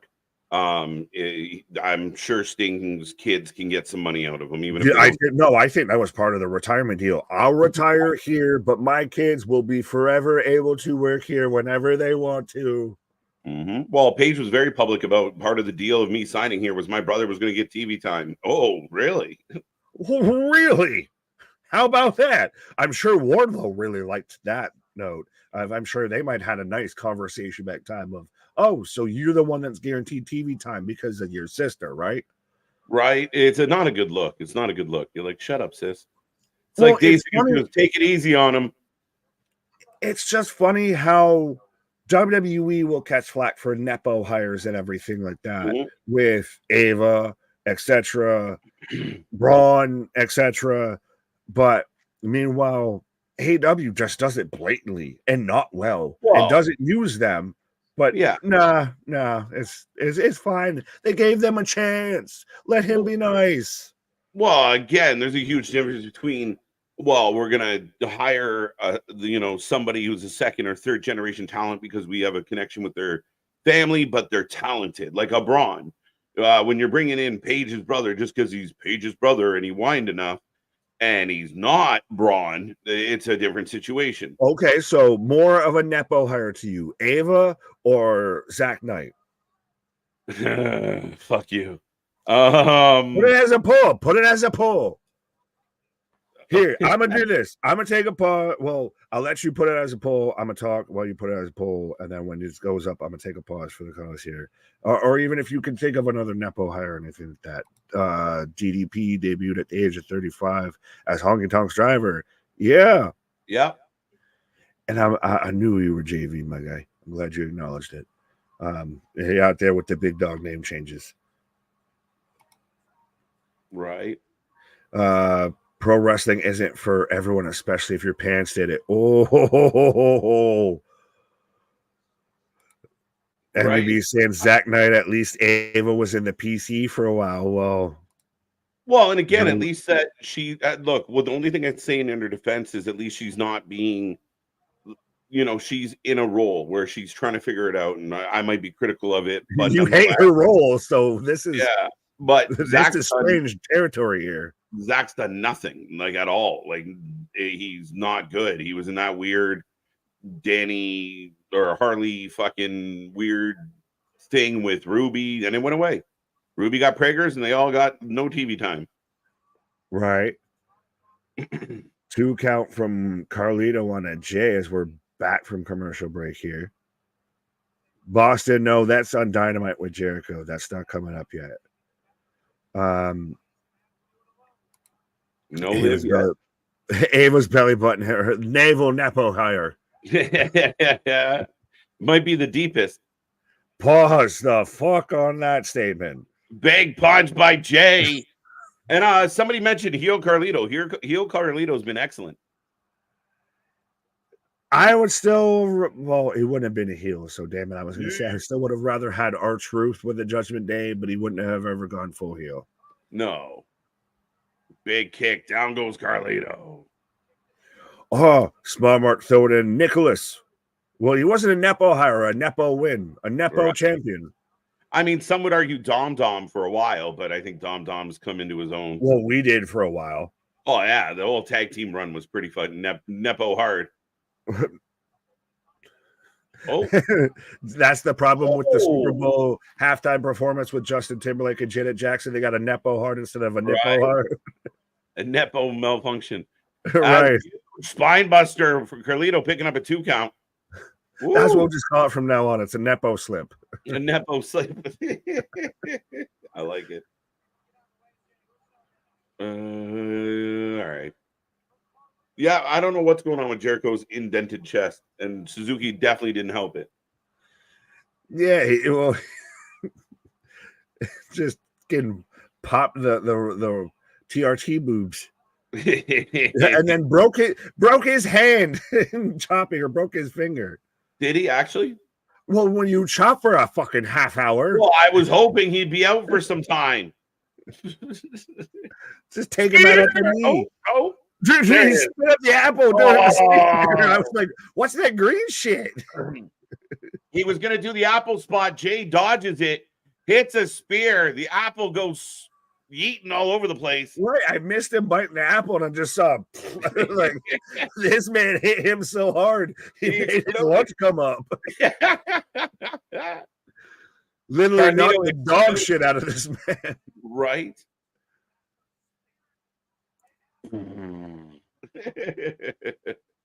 So Jey Uso with a big win over Carlito. 2, 3.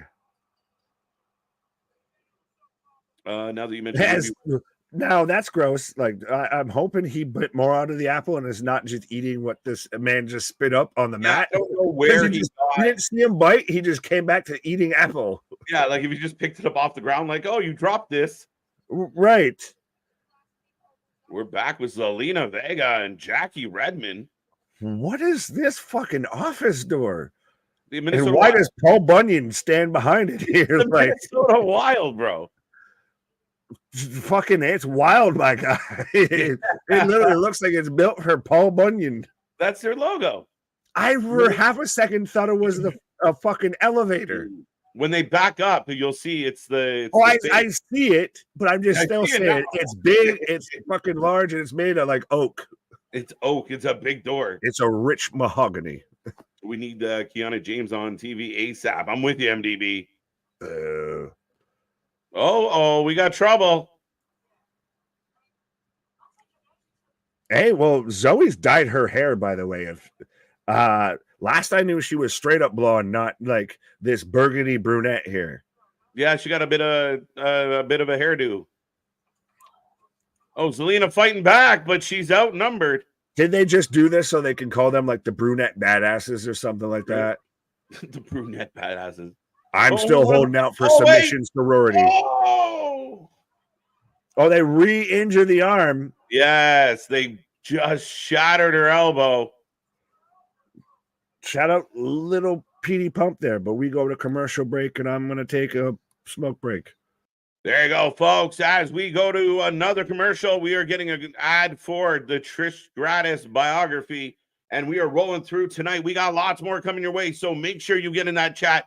Be a friend, tell a friend. We got so much going on here at the channel. Back tomorrow for a Great American Bash. Wednesday, Dynamite. Thursday, the preview show for SummerSlam. And then Friday, the go-home show, plus some Rampage. Then SummerSlam is upon us. We're looking forward to it. We got more members-only stuff coming your way.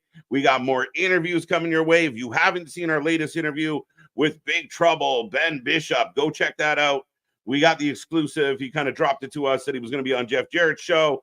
So go check out all of our content, folks. There's so much to get into. And we got more and more live streams as we continue to watch more live wrestling than anybody else out there.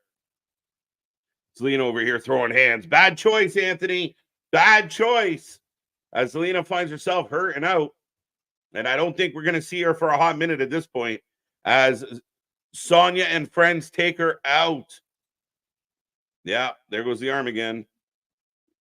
Zelina Vega's a threat. Yeah, not anymore. Not anymore. Scissor me timbers. Oh, rough. Who? Yeah, exactly. Good question. But Ava, no, Ava's winning out. We'll give it to Ava. But that is Soraya's younger brother. I'm defending the prediction title for, yes, every pay-per-view. Almost every pay-per-view. So, yes, smile mark. Oh, wait, for Great American Bash? No. We're going to save it for SummerSlam. So you get to hold on to your belt for a week, my guy.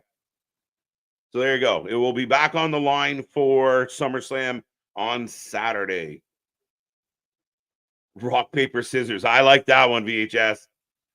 Look at that, C Money. Trish Stratus, WWE biography. Yo, C Money, we got a Trish spot on Raw tonight. That's a 10, my guy.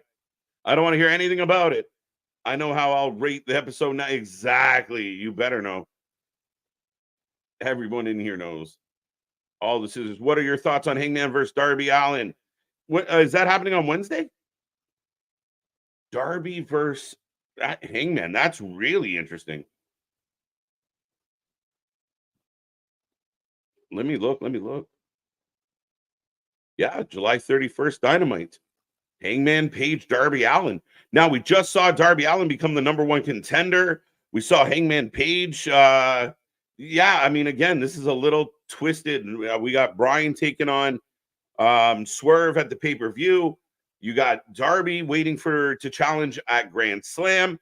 Very interesting. I'm surprised. I'm surprised about this match. Should be a decent match, but I'm surprised we're getting it. I'm the champ. Not yet. Just call me JV. LOL. I feel weird. All right, VHS. Not really. Kind of, sort of, not really. That slide hasn't been cleaned in a long time, hence the drippy resin. I don't know. Shouldn't it be Hangman versus Okada? Yeah, you would think that maybe you would tie it back into the story that you've been trying to tell. You're not wrong there. The idea that, yeah, Hangman had issues at Blood and Guts with the Elite. So why would you not address it? Why is it Darby? I'm not quite sure what the thought process is here. We'll find out. But yeah, I think Hangman Okada would make a little more sense. Not nearly as good of a match, though. Becky Lynch has a biography this Sunday, too. Dale says, don't forget about Becky. Yeah, I know that should be a good one as well. Plus, say his name in the appearances. I'm getting the commercial for tomorrow, and it blows my mind. Like, they are highlighting Joe Hendry as a big reason to tune in tomorrow. Title should be on the line at Great American Bash. Nope, it's a Tuesday show. Sorry, not doing it. Thoughts on who replaces Pat McAfee? I believe it's going to be the dude from ESPN. Somebody can remind me his name, but the gentleman from ESPN that they just hired. That would be my guess. So far, Maxine Dupree and Jey Uso have won gold medals. There you go. There you go. As we get a replay coming out of commercial, some of the ladies are gathered around. Zelina is damaged. She got a broken wing, bird lady. There you go. There you go. Nick on the ball. Nick on the ball. And now we are in the back with Miz. Miz has a very special announcement.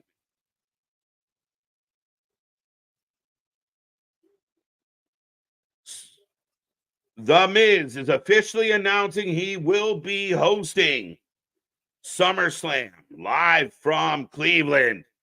And the crowd goes wild for R-Truth. Big pop for R-Truth. I thought you lived in LA.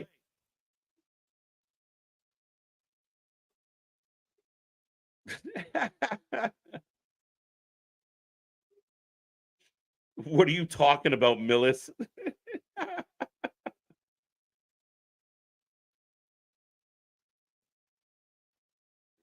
So there you go. R-Truth wants to turn this into a party.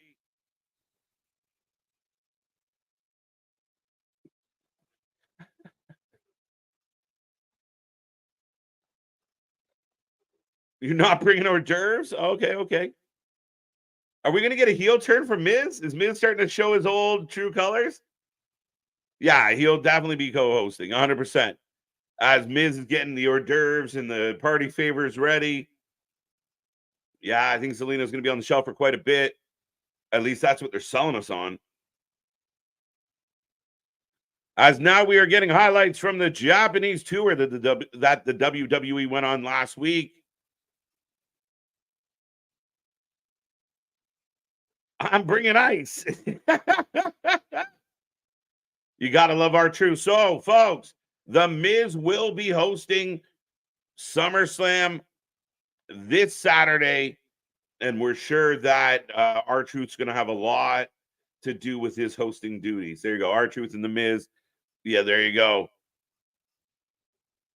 It's a new day. KJ, your thoughts on Miz being Bronson Reed's mouthpiece? That'd be interesting. Remember when there was like the whole weird thing with Ciampa and Bronson and Dexter and the Miz, and it never went anywhere, and it all got fucked up? They might have had something at that point where you just try and make Miz the talker and put some muscle around him. But I don't know if I feel like that ship has kind of sailed at this point. Pat wants, yeah, apparently that's always been part of the deal. We saw him leave for a while last year. So, yeah, the Pat will do the college football, I assume. That's the reports. And, yeah, Testosterone or Nick's good. Joey Tessatori is going to take over. We'll find out if he's any good. If Shinsuke and AJ had a match in Japan, I have to see it. I hope it's available somewhere. Yeah, I don't know where it would be available, to be 100% honest with you, Boston, but a match worth watching.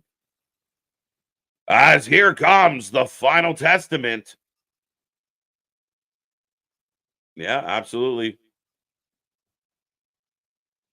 Good Raw so far. Good pace.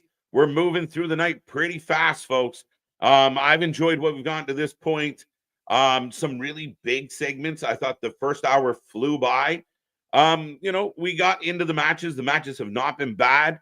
The Creed's match was to set up for the Wyatt Sicks, which it did. Thought that was good. And the rest of, we're just rolling through here. So Bronson Reed, Sheamus was a pretty solid match. Building up that story with Pete.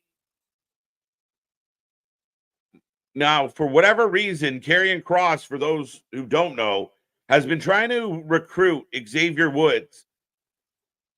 Very interesting.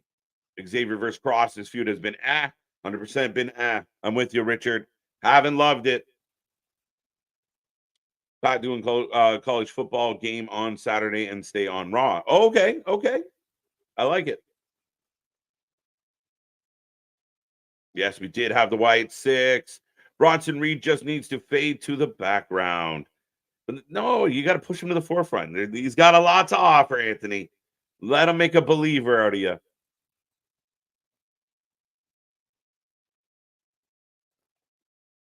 So Karrion Kross has a mic. Kofi got injured on the Japan tour. There you go.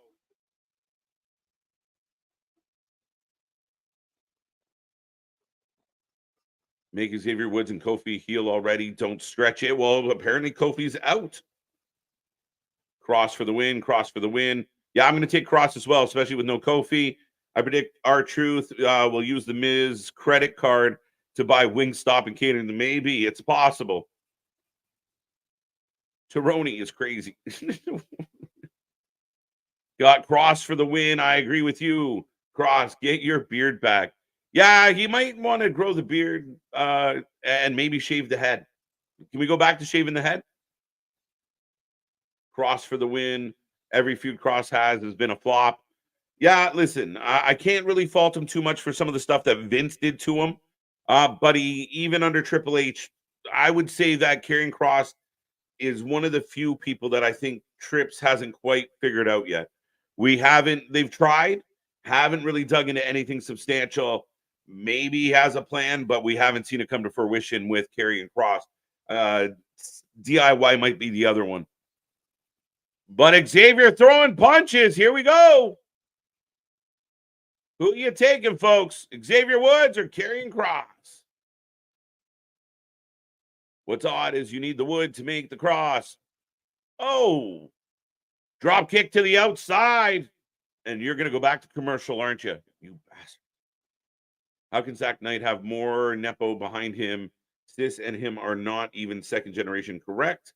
Well, again, I mean, unofficially, yeah, they're second generation. There's always that story that, Paige's parents were wrestling promoters for generations. She took her first bump when she was in the womb. Yeah, I mean, the Nepo side of thing is just her brother getting a contract and Paige being very public, like that. Part of her deal was that her brother would get love. That's where the dilemma comes into place. As yes, folks, we go back in a commercial break. I will use this time to catch up on a few of these comments, but we are rolling along again. If you take this link, share it with everybody you know, see how many people we can get in this chat tonight as we're still up over our triple digits. Love seeing it. R-Truth might even buy a kid-sized pool for me. Yeah, maybe. I don't know. Could we get Miz to snap on R-Truth one more time? Bronson literally has nothing to offer me or Anthony. There you go. You two just hug it out and enjoy the Bronson-less wrestling. There you go. Bronson needs Rockstar Spud. There you go. I'm down. Let's go. Get Rockstar. I rewatched the Wyatt segment and Nikki wasn't her mask either. I didn't even catch that, Misfit. No, I appreciate that update. Yeah, very interesting part of it. She flew by so fast for the crossbody. Didn't exactly see it, but yeah, no, I mean, it's a nice touch to take their mask off and see behind the mask. And, if there was anyone out there that still had any question marks, for the fans who are watching that aren't on the internet all the time, they get that moment of like, okay, it is them. Okay. DIY 100%, Kira 100%. Karrion needs to be a champion. He has all the tools and the look. AR1, you're not wrong, but he needs some momentum behind him. He can't just be the champion because he has a look or has a vibe. He's got to be able to convey it. He's got to find a way to either be a heel or a baby face and lock in and convey himself. And he's got to be presented in a way that you take him serious as a champion. That's his dilemma right now. He's got to find a way to get over. He's kind of locked in a bit of a lull. You heard me. Kross isn't too bad on the mic. Not bad. He's garnering a heel pop, and he's clear in his speech. Good tone. Push this guy. There you go. Boston tapping into his inner critic. I like it. Bring barbecue and brown liquor. Fair enough. I'm in. Kross win more lately. Yeah, slow build, slow burn. He's got to get some W's. He's got to get some wins. You're not wrong. Kross needs to be pushed. I will die on that hill. Big fan of Kross. Yeah, and I don't disagree that he needs pushed. You just got to push him with purpose. I don't know if this New Day angle is the way to go with it. I'm really curious to see when they amp it up, when they try and push him into something. Will it work? That's my question. Will it work? To be honest, I know you think Bronson's a little bit boring, but I would argue that Kross very boring as well for a long time. Kross better win. I expect Kross to win this one. Xavier's outnumbered. If Xavier wins this one straight up with no assistance, that's a tough sell. How do you book a guy that has the look on the mic and has all that shit? Well, I mean, if this was the old days, Mark Miro stopped getting booked and they just kept the hot chick. Nowadays, I get, they're trying to make it work. And he's got a ton of talent. He was a monster. He was a beast in NXT. He was tearing people's heads apart. He destroyed Ciampa. So they got to find that group. Maybe Paul Ellring's not the right guy to do the talking for this group. Maybe you need somebody with a little more oomph, a little more giddy up than Paul. But again, at least they're getting booked. At least they're getting used. At least we're seeing them to an extent. As Cross is just pushing on Woods with his boot. Woods firing up. Lashley, MIA. Some would say he might be on his way out. We don't know. So Xavier firing up. Let's go. Reversal. I've always been a fan of Cross. Absolutely. He's gone. Should we have a WWE higher up in the chat? What up, Mark Riddell? Thanks for letting us know. What the hell did I miss?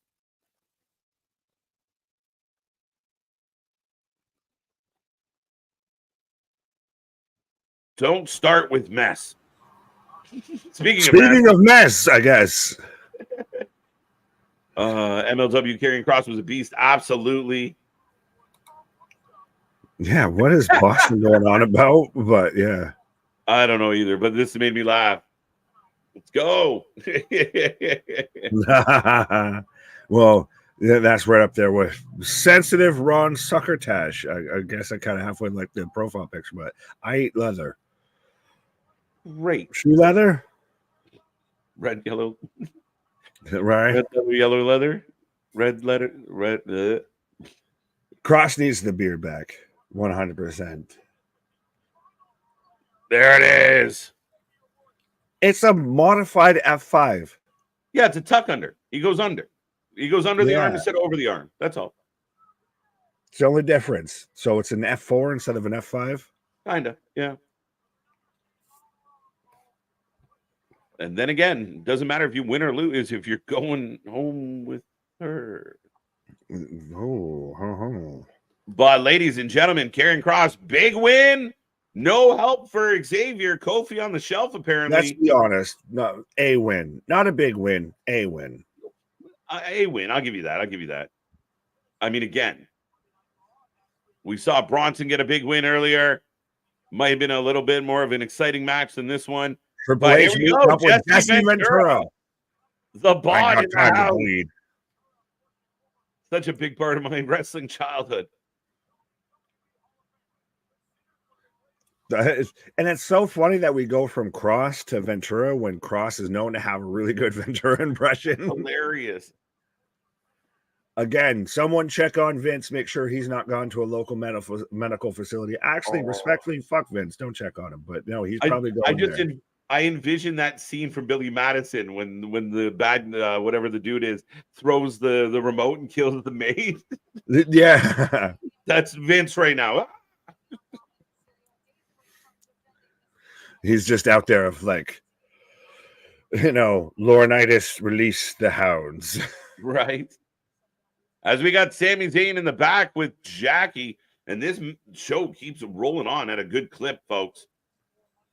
Oh, absolutely. I didn't even realize when I took my pause. I was like, oh, we're almost through the second hour. Flying. Karrion Kross needs a Paul Heyman behind him. Well, that's nice to say, but there's only one Paul Heyman. Right. Interesting. So basically, Sami saying Braun underestimated me, and I know he's no longer making that mistake. I think we all know it. I think you're on borrowed time here, Sami. Sorry, bud. Yeah. TikTok clock's running.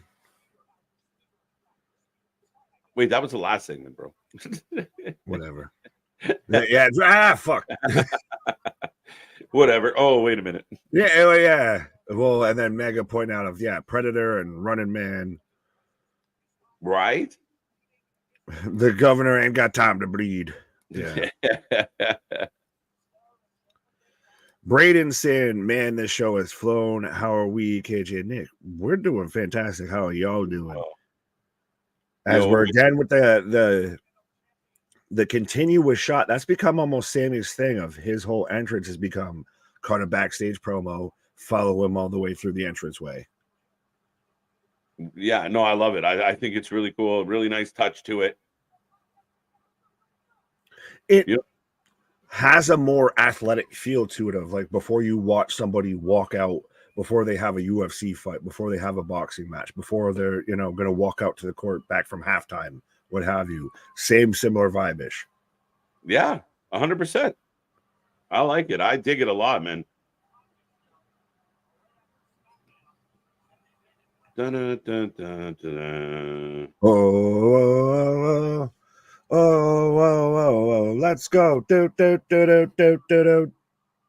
Are we getting a match or are we just getting, a segment? For the win. Yeah, Sami versus Dom Dom. Ah, fair enough. Sami is ready. Sami wins. I feel like he's fought Dom 44 times. Yeah. It looked like Ventura was showing him Triple H how I'll go give a prostate exam. One of my faves with Ventura was, what was it? Black Thunder and White Lightning. So that's a good one. It's a reference in a reference. Sami is in limbo. Why is he in limbo? Because jump in the line, rock your body in time. Okay, I believe you. Jump in the line. I don't know. I have no idea why he'd be in limbo. I think right now he's the champion, and I think even I'll say when he loses the championship at SummerSlam, he's not dropping too far below that. Like you could see a Sami Bronson, a Sami Sheamus, etc. Still going through this division here. Sami bloodline is where I think this goes. That's why I feel that's like That's been a thought. Especially if he drops the belt, I think it opens that door even more. He's the honorary Oos, so yeah. Who's to say he doesn't end up, helping, kind of even out the odds there. Yeah, and I mean, I think if there was a big fight happening and Sami's music hit, he's gonna get a huge pop for like everyone right away. It's like honorary Oos is here, and like it's short-term nostalgia. Oh well, it's one of those of literally if you set it up to where we're at Survivor Series, you clearly know who the Bloodline 2.0 team is, and by that point, say we've got Bloodline and it's Roman, Jey, and Jimmy, and they're still needing a partner, and it's TBD. Could it be Lance? Could it be so and so? Could it be fucking Meng? Could it be Hikuleo and everything like that? And then say if it turns around and it's the place is gonna fucking lose their mind. Yeah, I think so. I think they're going to want that man to get the win. Right? This is going to be complete shit because of Rhea and Liv. No. Specific, Braden. I'm thinking he's talking about the match of that story is going to carry into this match. I don't think so. Probably. Yeah. I don't think it'll be shit. It might carry into this match. Boston went for Matilda. No, Beetlejuice. Right. Somebody the Major League 2, if I'm remembering that correctly. Marvin, good catch. Well, it's so funny because he caught that and I didn't. We constantly reference Major League. Jobu. There was a stupid fucking TV series that Willie Mays did in the offseason with Jesse Ventura. Oh, yes. Bitch.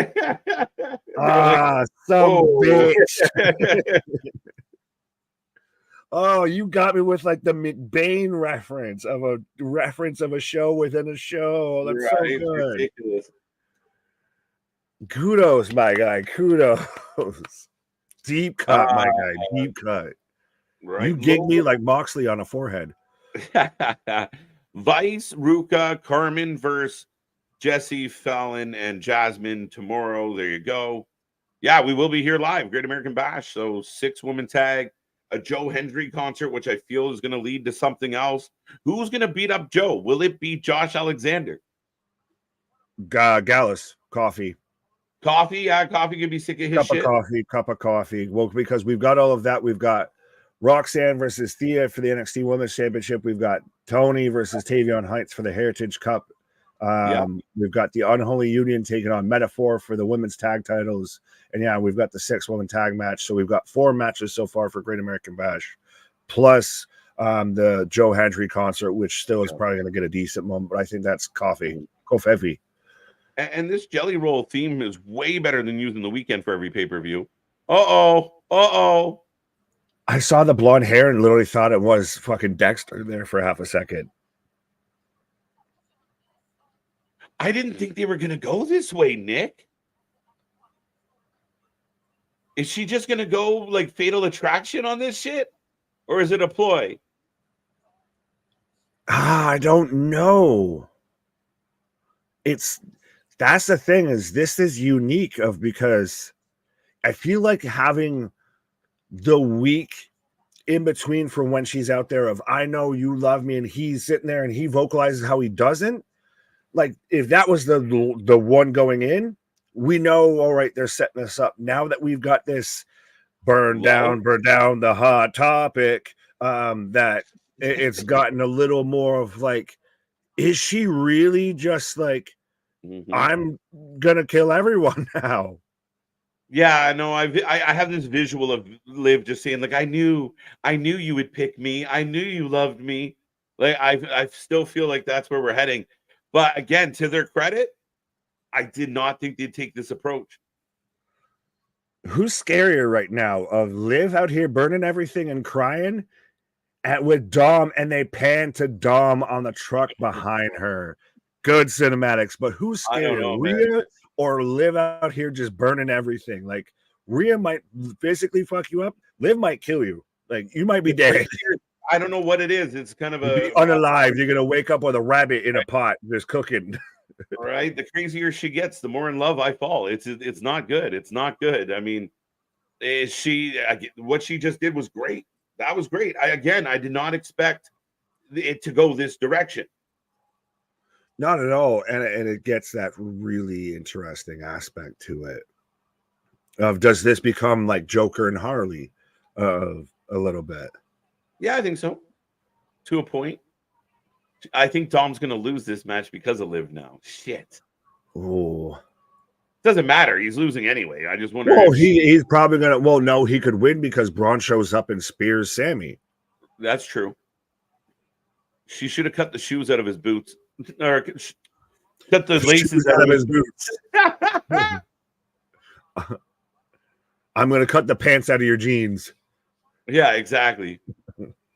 Did I mention we're live? Yeah, he agrees, even though I fucked it up. Right? I'm with you. You sold it enough. Lend me your ears. This just turned into my favorite TV show, Revenge. I love this for Liv. Yeah. Anthony's out there just, I got to watch my stories now. I got to watch my stories. Liv is upset. Yes, she is. Liv is going to call Tom a slur. I hope not, Beef Squad. Not likely. I always called them Bonnie and Clyde a wee bit. Yeah. But we're underway, ding, ding. I still, now because you pointed it out, I still constantly catch Go Banana. Yeah, the Go Banana. I'm like, that was your big dude. That's your moment in the sun. There's someone out there who's like, I'm Banana. I am the Banana Man.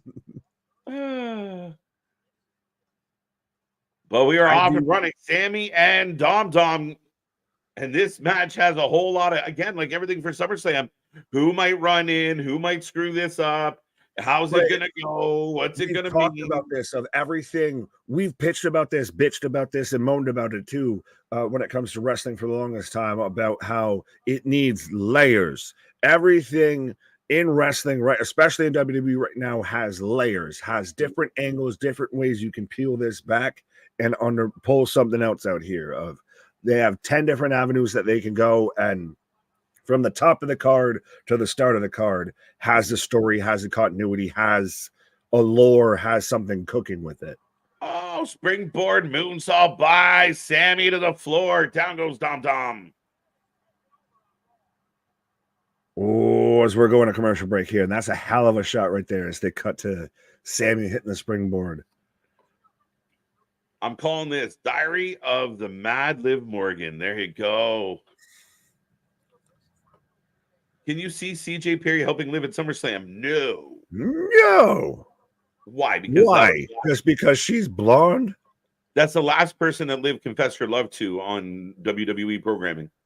Wait, remember they were going to get married? No.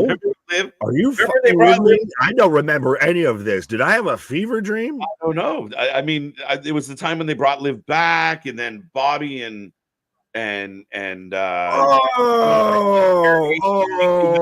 they followed that up, they let's be honest, Morgan. no one really remembers or gives a shit about that story anymore. No, it was let's shit. be honest. So, and especially, I don't think CJ Perry, she's very much to me Mandy Rose of, I'd rather much more of, I can just model and get more attention than out there taking bumps and working tours and everything.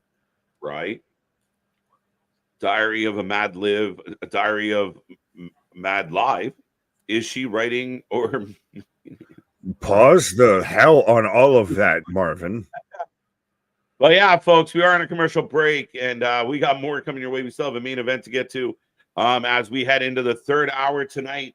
Things have been rocking and rolling here on the channel, and Raw's been good. I'm ready for SummerSlam in a lot of ways. Absolutely. Does this feel... It's going to be interesting to see of how much this feels like a go-home show to SmackDown feels like a go-home show for SummerSlam, because this is doing a hell of a job, my guy. Mm-hmm. Daniel, see, Ricochet going to cost Braun at SummerSlam. I'm with you, man. I thought they were going to do it at Money in the Bank. They didn't. Again, like you said, Nick, does everybody have the run-ins? Or is it a case of like, does Braun beat Sami on Saturday? Then Monday shows up to celebrate, and then Ricochet kicks him in the head. Is Ricochet gone? Like, again, I don't know. Does everybody have the runs? I guess is your question there. Yeah. Maybe, but it's all on how you execute it. You might have the case of too many of it, but you also, depending on how you do it, how you space it, how you pace it, you might be able to get away with it. True. Be greedy. Be greedy. Be greedy. They're roommates in real life, and CJ Perry is a free agent. So JV, quit parking outside their place. Quit parking outside their apartment, my guy. Step away from the right. Step away from the parking lot. Liv is so epic. Yeah, I listen. That was a great segment from Liv. And this whole storyline for me has been highly entertaining. So, how do you feel about the idea? And I'm full the way for this of just they both decide, fuck Dom, we should just be together, and it's just Liv and Rhea. Well, remember that's kind of what that's the situation that's the most optimistic. Well, that's kind of what happened with Tamina and fucking Ash by Elegance, and everybody was getting married. They ended up like, remember they got the biggest pop for putting the girls together. Why? Oh yeah, happening. But yeah, no. We are back to the action, folks. I still think, let's be honest with this, if I want Liv and Rhea, that'd be a nice little. Well, they had their little, Dom, Bunny, and Kitty cosplay with the leather BDSM outfits and everything like that. So whips and chains, handcuffs, smack her booty all whip my belt, scream help. Diary of a Whoopee Kid. Diary of a Blondie Girl. Of a whoopee kid. Of a whoopee cushion or a whoopee pie? What are we talking about here? Right. Oh, breaking news. The U.S. gymnastics team has won Olympic gold. Yay. Yay. Do I feel patriotic pride? I say nay, nay. How many title changes do you see at SummerSlam? I say 3. Oh, shit. I say come and watch us on Thursday when we go through our whole predictions of SummerSlam and everything like that. Well, we're watching Raw right now, my guy. I like that answer because I hadn't thought about it. So that's a good cop out. Plead the fifth. Yeah, ha ha ha. Tai Chi. Ho ho ho ho. Oh, Sami with a little hop over into a clothesline on the Dom. Right. This Thursday is the wedding of Steph and PCO. They're moving fast. Yeah. I guess when you're dead, you got to hurry up. Right. My corpse, bruh. They just call it the remains of the day. Oh, setting up for the Blue Thunder Bomb. Dom counters it, just fiend elbows. Christian just wants everyone to live with the Loca. Setting up for the Three Amigos. And they just booing it. Merca. Yeah, Merca. The dude hates on his country. I didn't hate on it. I'm just... Am I supposed to? Is it compelling, Boston? Is that really what it is? Is it compelling to me? Wait, we got further breaking news. Apparently, it was a lie, and they won bronze. Oh, we won bronze. So see, because you're talking about, I don't know. Sami with the exploder in the corner. Where's your American pride? God damn it. Gone. Right. Been gone. Nick's been spending too much time with the Canadians, starting to feel like no, just give me a reason, an actual reason to feel prideful, and then we can talk about it. Oh, wait. Sami distracted by Carlito and Jey. Muzzle top to PCO. Yeah, there you go. Liv's been doing great. Outstanding. Tonight was awesome. Facts. Yes, Boston, Jesus, tap dancing, Christ. I'm not shitting on them, but for fuck's sake, go with a joke, my guy. I think Raquel returns and costs Ripley. I don't know if she's prepared, and I don't think that's going to happen. But Raquel as a heater for Liv could work. She did it for Dakota. Yeah, no, you need to reintroduce Raquel. Just fucking restart that. You know, come back throw her in just as a heater. I say this. Oh, wait. Oh, disqualification. What are we doing? Never know. Sami wins by DQ. Is Braun? Who's going to show up to help Sami? Sami hits the Blue Thunder Bomb and gets mugged. Braun Strowman again? Braun Strowman? No. Oh, Jey! Jey, who just beat Carlito, ducks and dodges. My guy, like you couldn't see that coming. He just went up over that top rope like a fucking salmon jumping upstream. Telegraph. Whoa! Right. There goes Dom up and over. But see, this ties in though because you've got Jey going after Dom of I will take your Mrs. Rhea out for a nice seafood dinner. Jey taking out everybody. Sami's back up. Is Sami going to join the party? Oh no, because Braun's going to stomp this man out. Party over, Nick. Yeah, the security showed up. The smile on Braun Breaker's face is great. Oh, that fucking Aluma kick!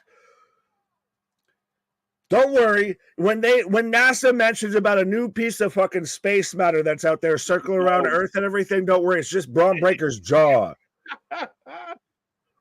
Sami getting Braun rolling out. Holy shit! What a kick! Yeah, he's got to go get some fucking dental work. He's got to make sure his head's still fucking pointed north-south here. It might be cocked to the side there now. Mm-hmm. Yeah, you sell that all the way up the ramp, my guy. You got kicked hard. Oh, my. Wait, never mind. And here's two for your trouble. Oh, look. There you go. Sami, a pro, knows how to save it. Yeah, they botched. He was supposed to kick him over, and then Sami had to no, I'm going to mush you over.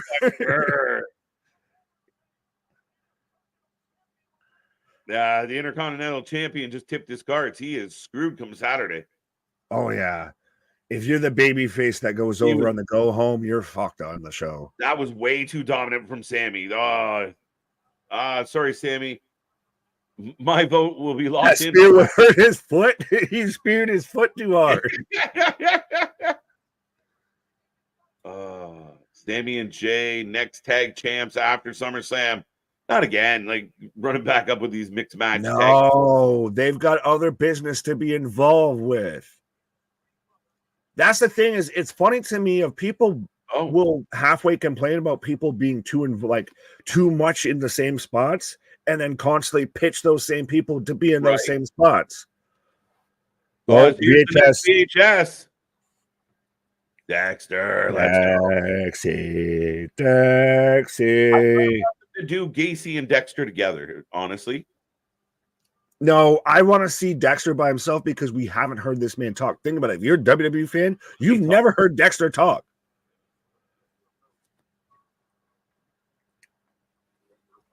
So he's not talking. He's dubbed over.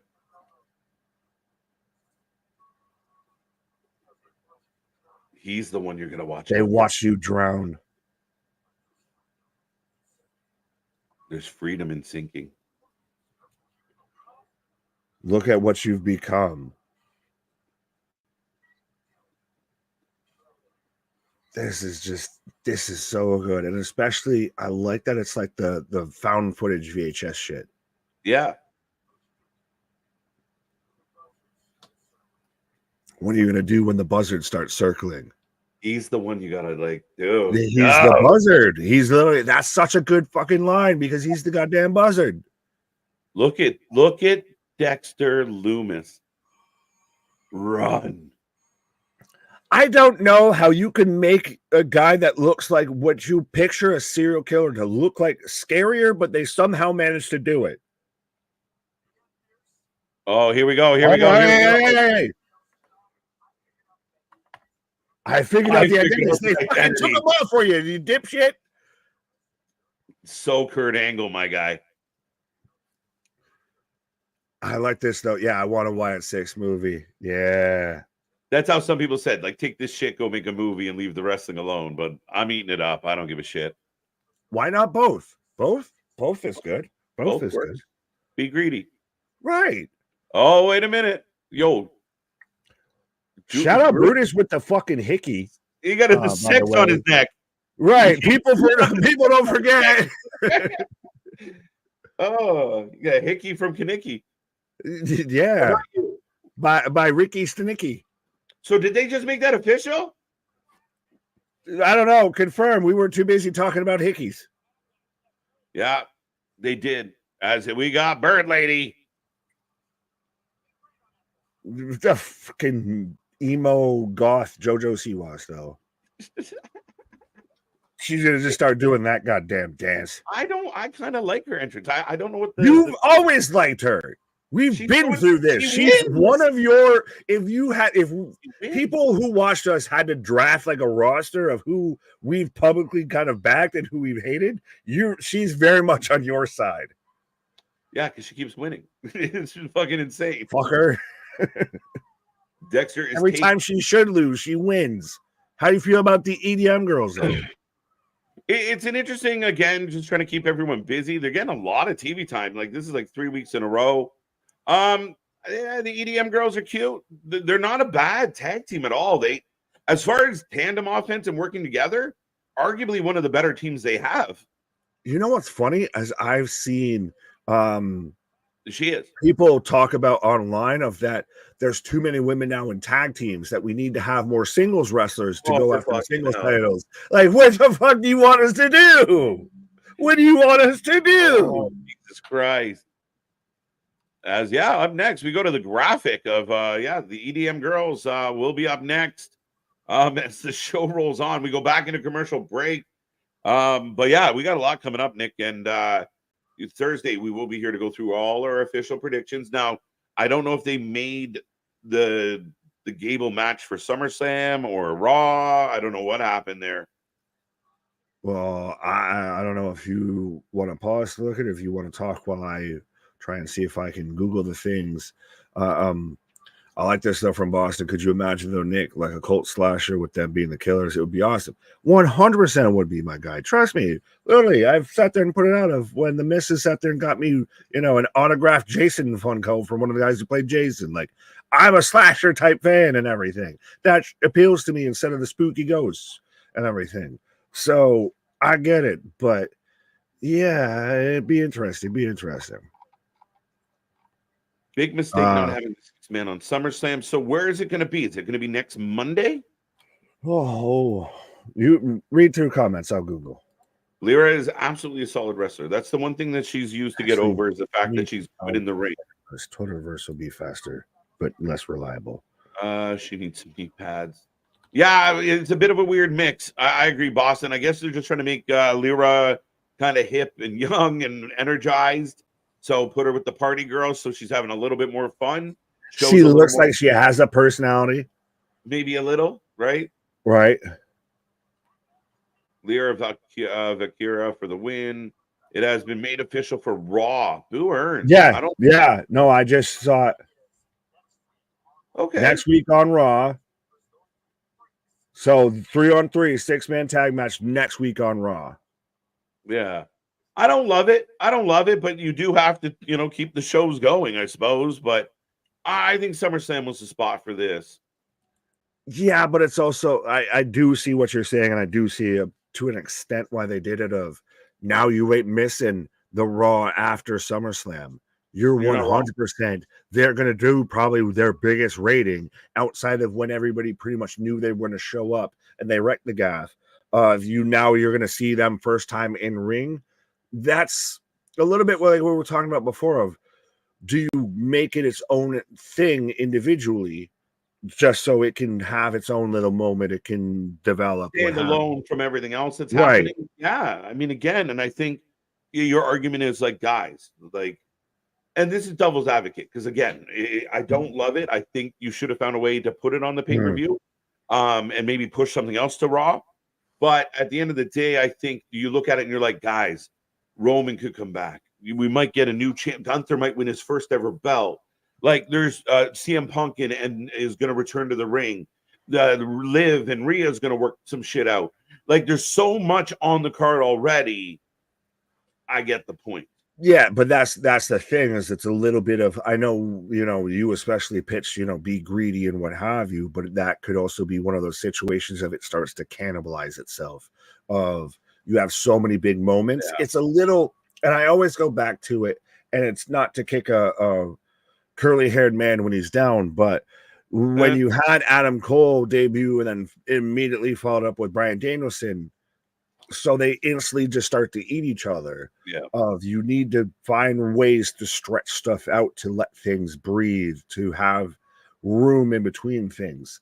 Big moments need the big moment itself. They can't just be a big moment and then on to the next one.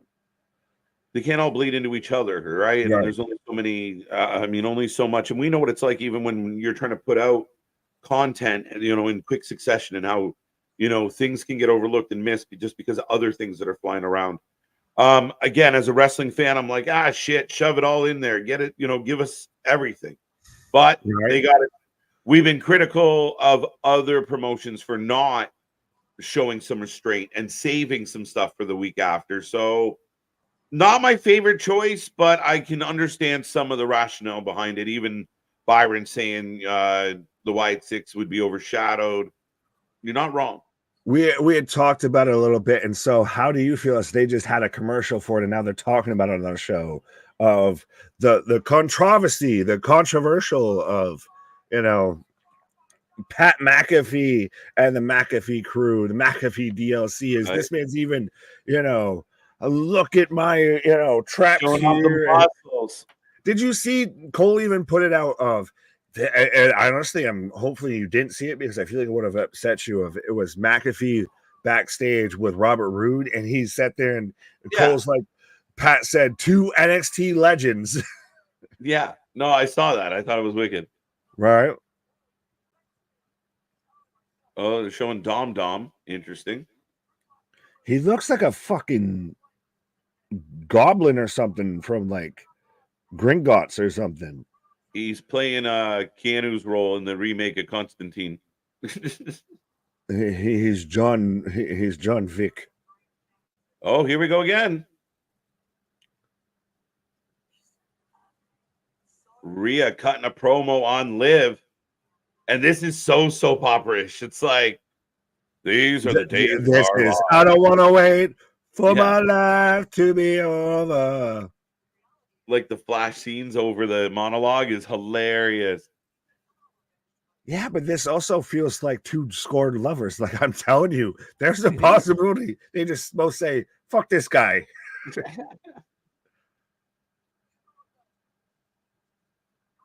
And the music is killing me.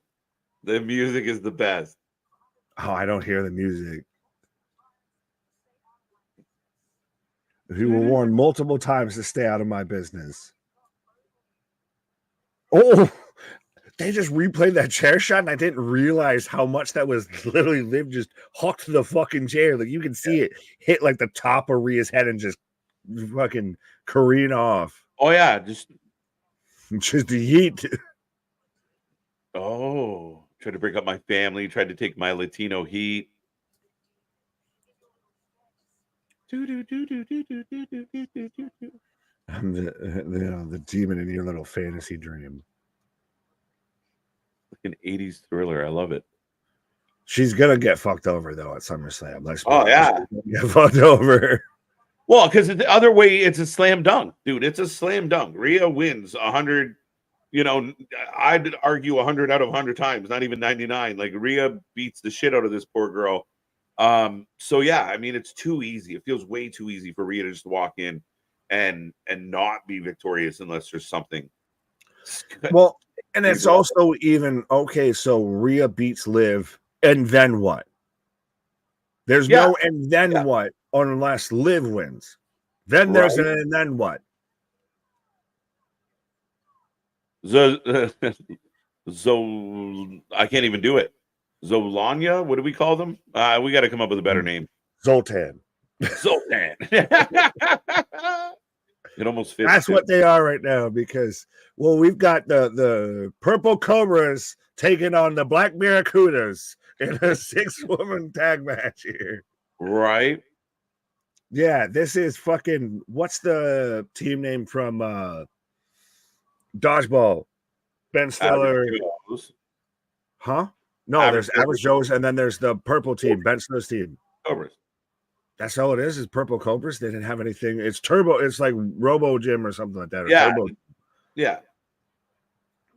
Yeah, we've got. I'm just. Are they the submission sorority? What are we going with here? I don't know. I haven't really stumbled on it yet. Zoltan. Sticking with Zoltan at this point. Zoltan. All right. Well, it's interesting because like Zoe very much has dyed her hair, so there's clearly a reason to I feel to that of got to fit in with the brunettes, but but they're dark. She's lighter than the other two, and she put a streak in. Yeah, bro. She was blonde beforehand. Talk about lighter beforehand, but they're all come out in the black, attire. Granted, I guess she just hasn't got all the way there yet. Yeah, it's just slowly corrupting her. Yeah. Meanwhile, we got what it is. Cruella de Vil. Oh Jesus! What did the turnbuckle pads say to your jaw? Stop, bitch! Sub sisters, not bad, not bad. Tap out. No, that's a terrible sponsor for the UFC and made terrible shitty t-shirts. I'm voting for Sonya for a future. I mean, Sonya, I think would be a nice fit for a Bloodsport match. There you go. Oh, well, we even talked about it when we were watching Shazonia. There we go. We even talked about when we were watching Bloodsport. We had Shayna, Sonya fits, Zoe fits. They both have actual combat sports, mixed martial arts backgrounds, so it would work. Oh, look. Oh, into the Meteora. Well, the pop-up Meteora there. Showing off our women's trios division, apparently. Girls are cooking. Yeah, just don't make a trios belt. Don't do that at all. No, big drop kick by Lyra. Don't go back. Oh. As we go to commercial break. Another commercial, folks. Set it off like the Queen Latifah movie. Deep cut on Andre. There you go. Set it off. No trios belt. No. We've got enough. Yeah, no. I'll pose this question though. What? Would you rather have a tag trios belt or women's mid-card belt? I'd rather have a women's mid-card belt. 100%. I agree. But I pose the question.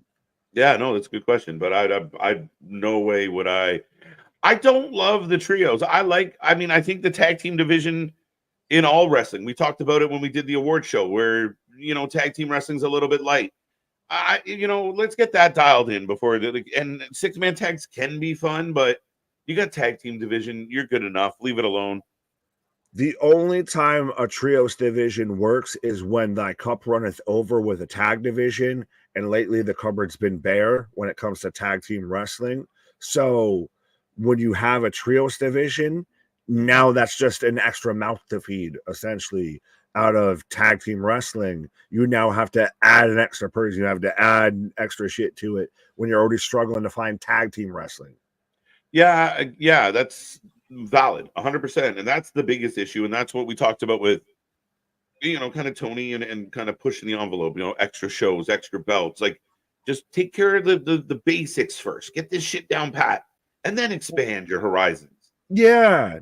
Do what you do really well, nail that shit, and then grow. Don't try and do 20 things at once, because then you're going to fail at 19, if not 20, maybe even 21. Do you ever wonder if he didn't have a Rampage or if he didn't have a Collision? I don't mind Rampage as a bit of a throwaway, but if he was just focusing on, like, how do we make Dynamite really good? How do we make Dynamite and kind of taking care of the talent that he had without signing as many as he did. You're cutting a lot of people. Well, yeah. If you go just to one show, you're cutting a lot of people. But how much better could that show have been if he gave it his undivided attention? It might be worse, but I'm hoping. Well, I'll give him 2. You give me 2, and you can throw in a dark or what have you, just because he likes to sign a lot of people, and you give a little bit of a shine. That's really when it hit its stride, though, is when you had like Dynamite. Even before Rampage, you had Dynamite and you had Dark, and maybe you had like a one-off, or maybe I'll give him Rampage, what have you. Yep. And then it just became too much. You add Collision, you added Ring of Honor, you added this, you added that, you added a Battle of the Belts. And literally, we were sitting here discussing the whole time last week of, they don't give a fuck about this show because they haven't advertised a second of it. That feels like the tension. Like they're just doing that because they have to do it. It's hilarious, but they do not give a flying fudge about that show. But that's the thing, is if you trim that all the way down to one show, he could probably focus really well on one show, and you would hope so, because like you have one job, Tony, but you're trimming a lot of that roster. Right. Like off done. But folks, we are back to the action. The new trio of Sonya, Shazonia, are in control of Bird Lady. Trio matches should be for only luchas. We try and be inclusive. I'm being stupid. Nasty girls. I don't know. Maybe that's a little closer. Oh, you nasty boy. Right. I like the idea of a women's mid-card belt. I really do. There's a lot of women. I still think the guinea pig is the NXT Women's North American Championship. Like, that's the thing, is you constantly talk about slow playing stories and everything. Mm-hmm. Why not slow play championships? You don't need to have 27 championships because the company beside you has 27 championships. Cool. Well, they fumbled 26 of them. Yeah. Well, again, and they've shown in the past where people were like, I thought we're getting new belts. I thought we're getting this, or we thought we're getting that. But I mean, at the end of the day, I think they've done a good job of, no, we'll give it to you when we're ready, and we'll stretch some stuff out. And we'll go, again, they are forcing patience amongst the fan base for sure. I'll say this respectfully, and I know we've argued about the aesthetics of belts. I'd rather the belt matter, regardless of how it looks, than it looks really cool and it means bullshit. Yeah. 1, 2. And look, we saw the heat that introducing the Raw title took, and some people didn't like the design, but it's so trash. But Seth Rollins has made that belt matter, right? Like he did a really good job. That belt matters now. I will give you credit with that. That belt matters now. Oh, there you go, Hurricane Rana. Right. Out goes Baszler. Lyra is the next Becky Lynch. Yes. Kind of, sort of. Not really, but close. See, am I the only one that thinks that this is a little ass backwards of, I love that. Yeah, but Kane Carter is the only one that she looks like she's the one hanging out with the two sorority sisters of Lyra and, Kane Carter. The two Caucasian ladies definitely look like they're the ones more in the sorority. Oh my God, what a sequence. That was awesome. Oh, that was sloppy jalopy. Oh, Lyra, forced tag. That little sequence where everybody kicked that lady. Fair enough. I saw them tossing out Sonya and just the little slop chop. Oh, Sonya. What the fuck did Sonya do? She just took a bump to nothing. Literally to nothing. She just ran up to Kane and just took a bump. Yup. Just literally, go banana. The banana peel came into full effect. What the fuck was the end of that match? And Zoe's the one that gets the pin and then hits the Good finish. on Zoe, but what the fuck was the end of that? I don't know what happened in the spot that you're talking about. I don't know. Folks, just let me know in the chat so I know that I didn't just see things in my mind's eye. Oh, wait, we got company. Oh, hold on. Damage control is here.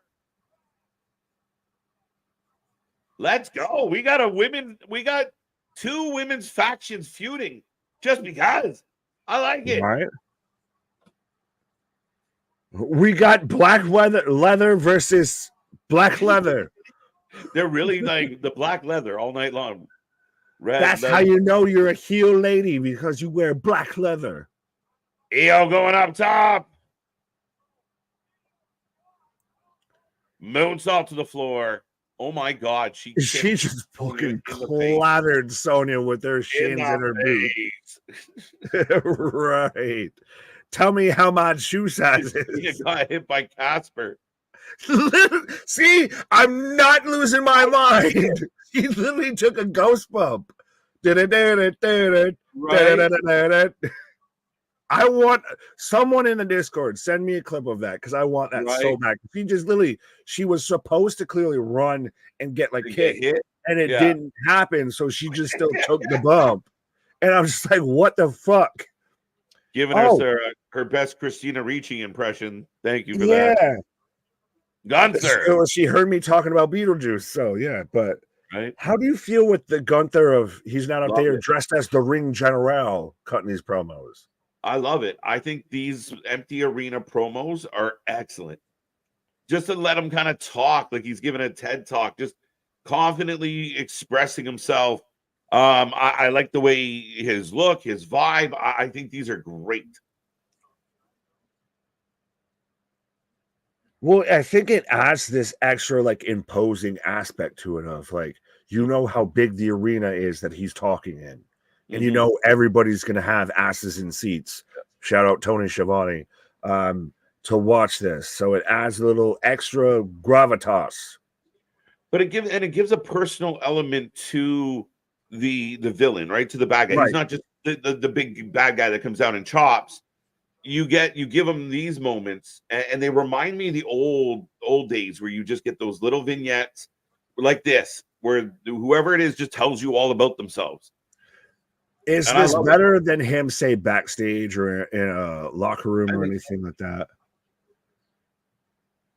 He looks like he's going to halfway sell me on like the Apple iPhone, 72 or something right now a little bit. Right. All he's missing is a turtleneck.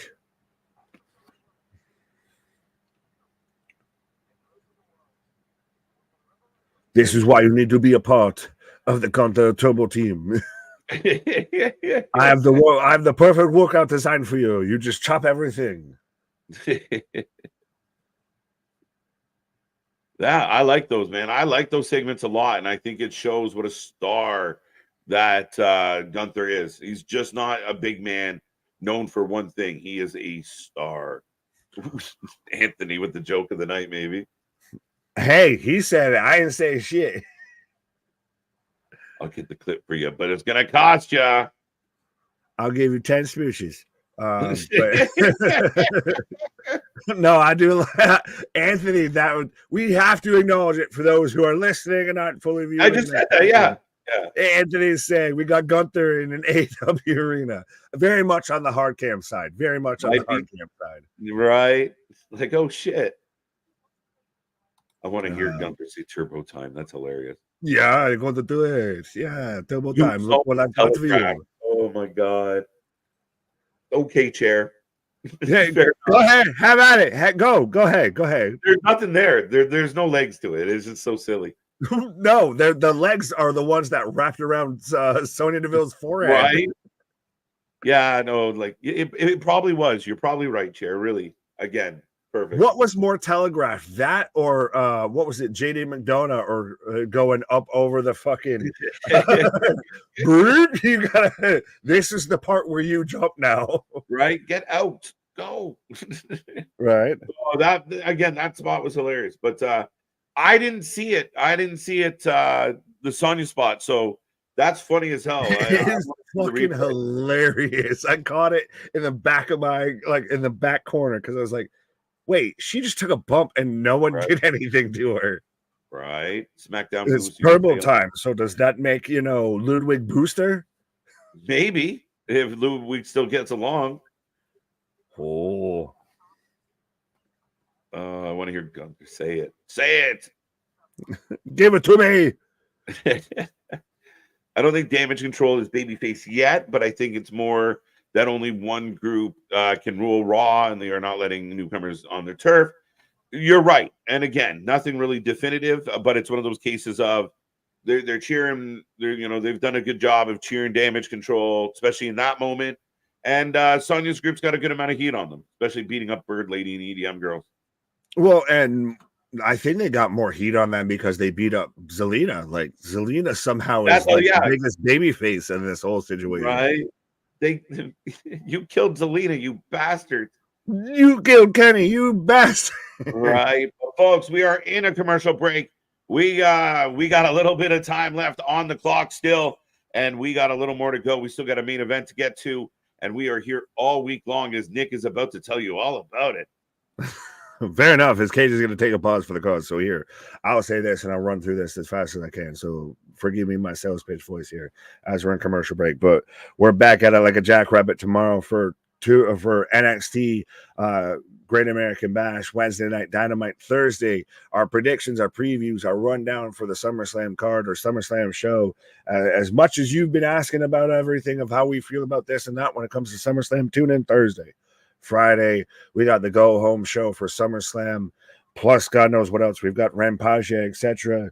There might be a GCW show or something like that we pay attention to. And then Saturday, we're back at it with SummerSlam. We won't be here at 4 o'clock, but we'll be here at 6 o'clock. Even still before the show kicks off here. But 100% stacked for the biggest party of the summer. It's always still interesting they call it the biggest party of the summer when it still starts in like August, which is starting to become like the autumn season. But anyways, yeah, 100%. There is nobody out there that covers more wrestling like that we do. There is nobody that does it like we do. Often imitated, never replicated, never duplicated. Be a friend, tell a friend, like, share, and subscribe. What? And now I'm out here like get away, and an old stop it every day. I'm doing a bust rounds first. Out here cutting spitting bars like Rap God. Who are you people? Why many messages? Grandson not here. Help my computer. Alexa, watch 300 Club. Rainier, good on you for the troll attempt. I'll give you a golf clap. You tried, but good on you. Appreciate you. We are Sparta. Yes, Spartans. Wrestling. What is your profession? Oh. Get to the chopper. Yeah. Should I just I'll do everything in an audible voice until KJ comes back. Yeah. Right now we've got Dakota cutting a promo. Ooh. So we're setting up. So as well as we had a 6-man tag match between the Wyatt Sicks and the Creed brothers and Gable, we're setting up as well Sonya versus Dakota. So interessante. We've got a leader on leader match here. A little bit. Sign background, but JD McDonald's nickname is JD McFish. My name. I think, well, if you already called him JD McDonald's, I think that's already a nickname for him, unless you literally thought his name was JD McDonald's. No, it's JD McDonough. He's, the Funko Pop of the Judgment Day here. I do. Tony out here with the question that nobody asked. I do not want to see Ava in black leather. Well, I feel like she's already worn it. And I'm a fan of Ava. I was out here when she was even with the schism and everything like that. I was halfway drawing comparables between her and Rhea, not talent in ring wise, anything like that. Of that, she at that time made that faction matter just because it was her involved. It was the Nepo hire. MTV, no, we need to do better than that. We need to do better than that. Christian thanking me for singing. Don't do that. No one's ever thanked me for singing. That song you sang was way better than Lame Dawson's Creek. Well, fair enough. But yeah, no, we have to come up with our own, I guess, wrestling for life cheer song. You know, rah, rah, shishkumba, push them out, shove them out, way out. What's your most memorable SummerSlam match from the past? Small mark. That's a really interesting one. Instantly, it's not even a match, it's a moment of just more recently of, and it would be fitting if Roman Reigns returns here. That would be such an actual little nice little bookmark on everything of the thinking of Roman Reigns. What was it, 2020? It was when you had The Fiend taking on Braun Strowman, and that's when you had Roman Reigns return as a heel, all of that. And then you led into seeing him there with Paul Heyman, what have you. If this is where he turns up, and you're officially at this point, he's a babyface and everything. Oh, how the tides have changed, and it would be super interesting. Get out. Yeah, you need to do it. Yeah, it's good. It's amazing and fantastic. You need to get out of here. Look what I have for you. A nice shiny red ball. Do you want to trade? You should hit that like, subscribe, and the notifications. Yeah, you need to do it. Bradley's showing up for the main event. Wrestling for life is going to rule you. No, we ain't no Jimmy the King. This is the Judgment Day has really boiled down to like Dom and Rhea as like the parents trying to like tell Finn what to do. Like they've got to control their little 4 miscreant fucking teenage kids of Finn, JD, Carlito, and Dom. But yeah, it's meanwhile like Finn's like 40 plus, by the way. Like this is 100% to me setting up a Finn Damon feud. And we think we get any bit of, we've seen it halfway tied in and teased in the little background shots of, you know, the demon face lunchbox and everything like that, of to where we could potentially get, you know, Demon Balor taking on Damian Priest here. I've got Gunther, the Ring General, coming out by himself. No Kaiser, no Ludwig, no none of that. WWE Wimpy Wrestling Epidemic. Jesse, good on you. Would you like to explain your work, or do you just want to just get a nice little pop in there and think you did something good? My favorite SummerSlam match is when Cena got destroyed by Lesnar. Actually, you know what's even, speaking of Lesnar, and I know he's a terrible person to bring up in WWE, what's a great SummerSlam match that's missed is, of recent memory, is Roman versus Brock at SummerSlam, to where they literally tractored and lifted up the goddamn ring, and also had the greatest mic grab. Speaking of mic grab and mic toss of, you know, when Brock tossed the mic to Roman there. She thinks my tractor's sexy. Right. And speaking of, again, 100% the greatest mic toss, my guy. Oh, man, what a moment. Oh, quick mic toss. There you go. Nick taking a pause for the cause. But we are rolling along, getting another preview for tomorrow's Great American Bash. We will be live, folks, and we got so much more coming your way. So make sure you're here for all of it. Click that little bell. We're working on more interviews. If you haven't seen the one with Big Trouble Ben Bishop, go check that one out. Great guy. He's buzzing right now. That was great too, Nick. I was there live for Brock Roman. There you go. And the infamous mic toss. But yeah, Ava, oh, that's good. That's wonderful. Finn for the upset win with help. No, Gunther is not losing this match. The match might not have a solid conclusion, but Gunther is not losing. A lot could happen. He is not taking an L. Well, that's the last time you'll see Nick tonight. He gone. Brock versus Punk. Let's go. It was one of Wyatt Sicks symbols during Damage Control interview. Okay. Interesting. I've heard on a Ring of Honor taping, Sammy Guevara returns. Interesting. I did not know that, Damien. A lot of talk about when and where he would come back. I'd be a little surprised if he's coming back to be in Ring of Honor and not coming back to the main roster, the main show. But we are about to get the main event, people. Make sure you get in that chat. Let us know who you're taking. Who is your pick for the main event tonight, Gunther or Finn Balor? And we'll be real curious how this all ties back into SummerSlam. Overall, folks, it's been a fast night. The 3 hours has flown by. Not a lot of complaints from me. Overall, I thought we got a really good night of Raw. And I appreciate the pace. I appreciate the stories you're telling. And everything seemed to cook from the get-go on. Again, not everything's 5-star or 10 bell, but man, it's been rolling. Listen, you know we care about Sam. No, we might not. Let's be real. Yeah, Sammy coming back. Is it a big deal? Is it something that people are excited about? Are people eager to see Sammy Guevara back? Why?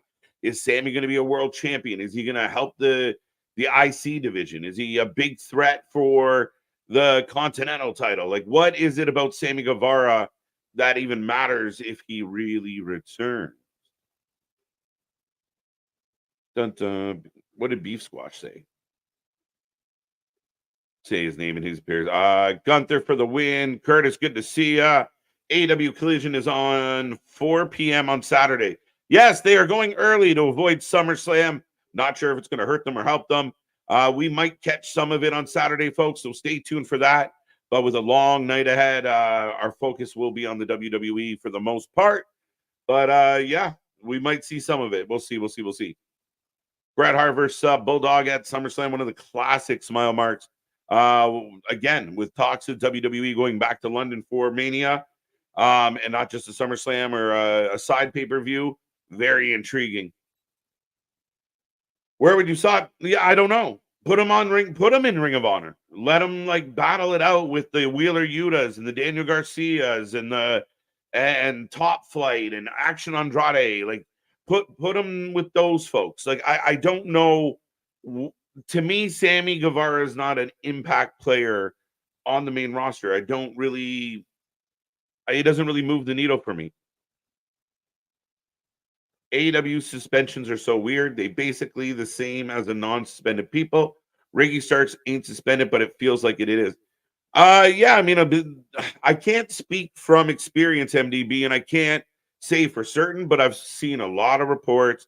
A lot of people I trust have talked about, it's almost like this lack of communication where when you're not really in the right spot or you're not being utilized, instead of having it really kind of clearly communicated, you just kind of don't hear anything.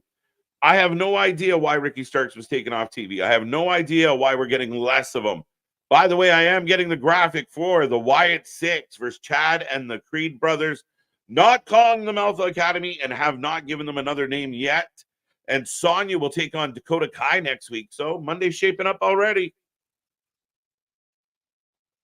The Raw after SummerSlam. What surprises will be there? He's apparently a pillar. Yeah, I mean, look at your pillars. The pillars are in not good shape. I mean, you might want to reconsider some of your pillars. And as I was saying about Ricky Starks before I got caught up in the graphic, is, why wouldn't somebody like Ricky Starks be a pillar? We might see a turn at SummerSlam. Safit, you're going to have to be a little more specific. Sammy is not even important. There you go. Ringside Anthony said everything I said in 5 words. So here comes Finn Balor. I could see Ava as IFOC champion, baked beans category. I don't know why I read that. I have no idea what it meant.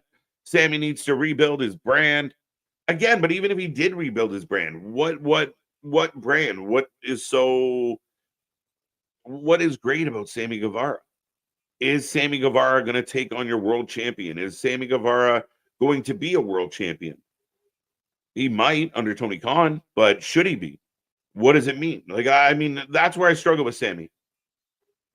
I want Sammy back. Him versus Jay White would be phenomenal. Okay. Stylistically a little different, but okay. I wouldn't completely shoot it down. Sammy who? Yeah, fair enough. They prepping Gunther for the main event world champion. You could be very right, my guy. I said it a long time ago. Gunther was going to win at SummerSlam. I'm doubting myself. I'm doubting myself. I'm questioning myself. I don't know. Part of me is wondering if there's a way that Damian leaves SummerSlam as champion. Anybody in the chat think that? Anybody in the chat see a way? Could they do it and make it make sense? As we are off and running, folks, and if you haven't made a prediction, make sure you do so. My favorite SummerSlam match is the first TLC. That's a good one. It's a good one. That's a good one. Free Ricky Starks soon. His bags are packed. They're at the door. They're waiting. It's going to be very interesting. But again, I have no idea how long Ricky Starks is still under contract. I believe we're going to see Joe Hendry tomorrow. We will be live for Joe Hendry doing a Great American Bash concert. Big chop from Finn on Gunther. Gunther's pissed. As Gunther takes a chunk out of Finn's chest. The big man getting pissed off as Finn getting Gunther up and over into a roll-up. Nice pace.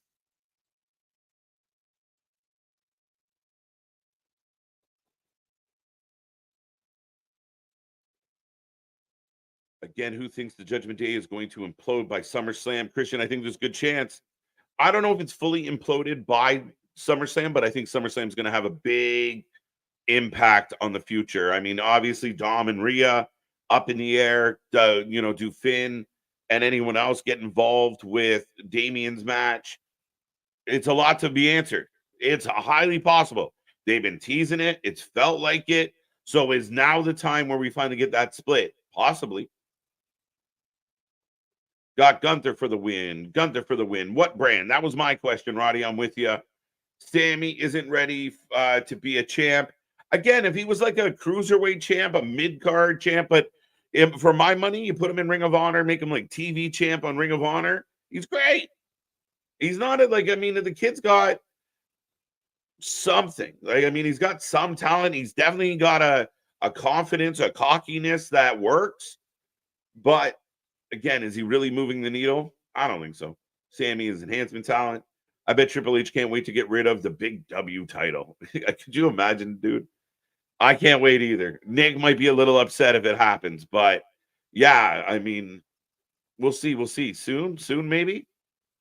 I forgot how much I love Finn Balor's music. Again, we don't get enough of it, and we get a lot of the Judgment Day. But Finn, with this potential breakup at Judgment Day, could we see more of it? Could we see the Demon return? That is that's the curious part with Finn. And I think Finn's been underrated. I think Finn and JD as a tag team has been a little underrated, but I think the run Finn's been on for the last couple years is a little bit underrated. Where do you slot in Tay Mello? Catering. Slot her right there.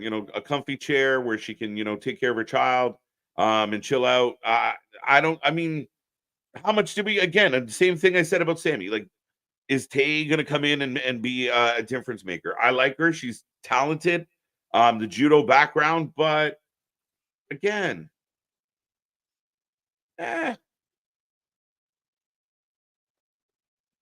can't. Well, look, Ringside or Anthony on the same page. Interesting. I can see JD betraying Priest at SummerSlam. but somehow retain the belt and lead Priest versus Balor at the next pay-per-view? That's the question. This is the question I have, folks, is there a way for Damian to leave SummerSlam as the champion? He's not going to beat Gunther straight up. I can't imagine. So what is the parameters? Does JD try and help Damian or try and take out Damian and screw up and somehow accidentally help him? How do we get to that finish? How does Damian leave SummerSlam and everybody go, okay, that makes sense? 14 minutes, I predict 2 commercial. You might be right. I don't know if we had an official commercial count tonight, but they've been hot and heavy. I would love to see Lucha Brothers in the main roster NXT. Yeah, I mean, again, I'm a fan of the Lucha Bros. If you put them in a dynamic where they can tell a story, and they can do more than just spot matches, I have no reason why they couldn't be something interesting. I mean, Penta was one of my favorite things at Lucha Underground. There is potential there. Was it a natural? Just like, I think they'll end up on the. I didn't think that. Could they go back to TNA? Could they work the independents? Absolutely. But in a world where tag team wrestling needs some love, they're a hell of a tag team. Big TNA gold belt was cool, says Tony. Great Scott. Gunther has to lose. MDB, you got to elaborate on that. You got to let me know. I need Ryback versus Humberto Del Rio at SummerSlam Legacy match. Sorry. That was my instant reaction to that thought. As right now, Gunther working over Finn. 2 count.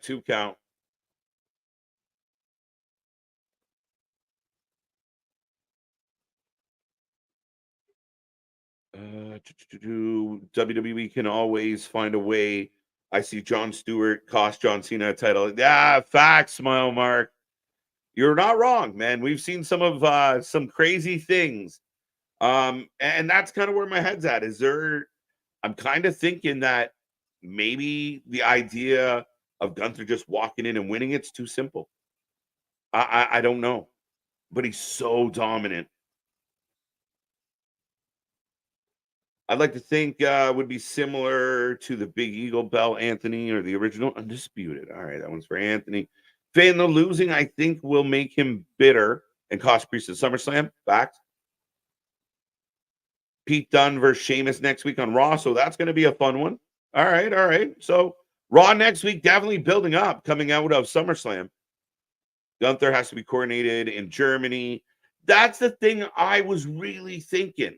Does he win the belt in Germany, or does he go into Germany with the belt? I don't know, Berlin, that's going to squander that opportunity. Yeah, I kind of like that, MTB. I kind of do. The shows aren't that far apart. Berlin's also in August. Not a terrible idea, my friend. As Balor trying to fight back. As Finn counters from the second rope. Crossbody. Gunther wins tonight. Absolutely, Kyle. I completely agree with that. JD split and do JD 2.0 like Bloodline run by Finn. Yeah, you get like Finn, Carlito. How would it work? I mean, Rhea steps away. Does Dom and Liv step in? Like, do you keep Dom and then add Liv in the replacement of Rhea? Maybe that's the move. And maybe that's what Finn's kind of been in cahoots with Liv. We've implied about Finn kind of being up to no good. Finn, Carlito, JD, Dom, and Liv Morgan. Maybe. Gunther up. We're into a choke. Seth just needs money side. Maybe. Balor rolls out. Big chop. Back into a choke. Good match. Too bad we never got Gunther and Nia Jax versus Bayley and Priest. Yeah, fair enough. If Raquel is on her way back soon, where's Triple H slot her? She'd be, middle upper. Big DDT by Finn. I think, yeah, you have that opportunity where she'll come in. She's a powerhouse. She'll be near the top of the division, maybe not right at the top. I would prefer if they bring her back as a heel, though, Damian. The big old smile and the back attack is back, Jack. Yeah, no. Her twerking days are done. There you go. Call them poor judgment day. Hashtag middle upper. That's what I also refer to Ava's upper lip as. Middle upper. Think about it. As Gunther's down, Finn is down, both men fighting to get back up. Christian, paying attention. You're saying about Dominik Mysterio. JBL often said to you, you cannot trust a Guerrero. So Dominik has Guerrero blood. Facts. He could cost 100%. 100%. I believe this was the prediction for a long time. I think a lot of people at this point are anticipating it. And yeah, it's that Guerrero blood, my friend. The back attack is back, Jack. Is that right? That's all she did. Flexed on the back. It's the back. Finn is just red. More across his almost his throat, his clavicle area more. Big Nick. I like it. Poor JD led by Finn. There you go. Balor Day. Double stomp on Gunther. Finn putting up a battle. Good to know. Good to know. Love hearing it. We're always trying to pop y'all. Oh, stomp on the back. Can be Liv Morgan's answer to Rhea. Yeah, make her Liv's heavy. Maybe. Led by Carlito. Nah, Carlito's got that supporting role, John. He's got that locked down. Finn going up. The Acclaimed and MXM models would be a must-see match. I have a feeling we're going to get it, Juan. I really do. As Gunther goes right back into the choke. The Kachachame. One of my favorite things to call. Make sure the back flex needs to go. And the hostage smile. Like, blink twice, Raquel. If you're in trouble, blink twice. Like, it was too much. If she's just a monster, comes in with a chip on her shoulder, two, she's much better off. If you can get that Raquel in, much better off. Beat this general guy. It's just general guy. Finn is fading. Yeah. I don't hate it. How would you book Jey's return to Roman's bloodline? That's interesting. You're going to have to coordinate some type of trade, some type of transaction, or some type of explanation. Like, this is a one. Adam Pearce is allowing Jey to participate. That kind of thing.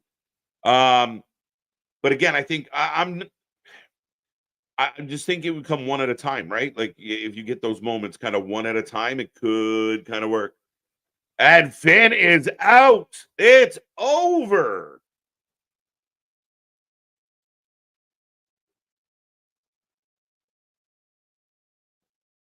I would have loved to see Gunther and Nia versus Bailey and Priest. There you go. Choking him again. So I imagine we're going to get Damian.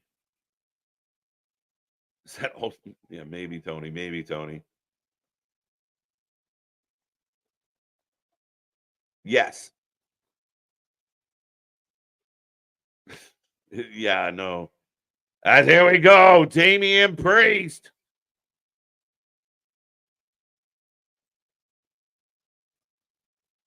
A storm is coming.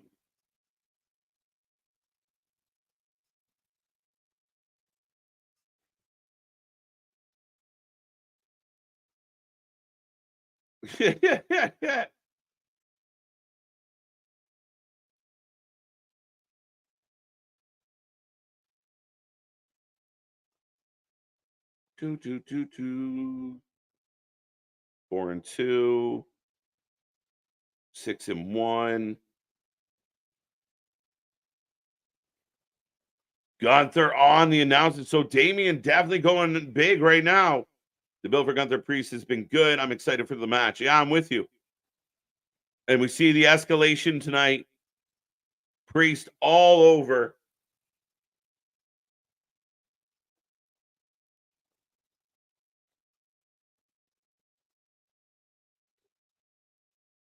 Gunther getting whooped.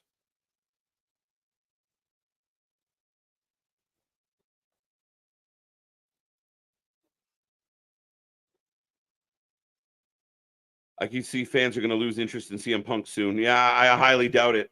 So far, so wrong, Juan. And a lot of people said that for a long time, and I don't see it phasing out anytime soon. With all of that being said, folks, Raw has come to an end. Damian looking strong heading into SummerSlam.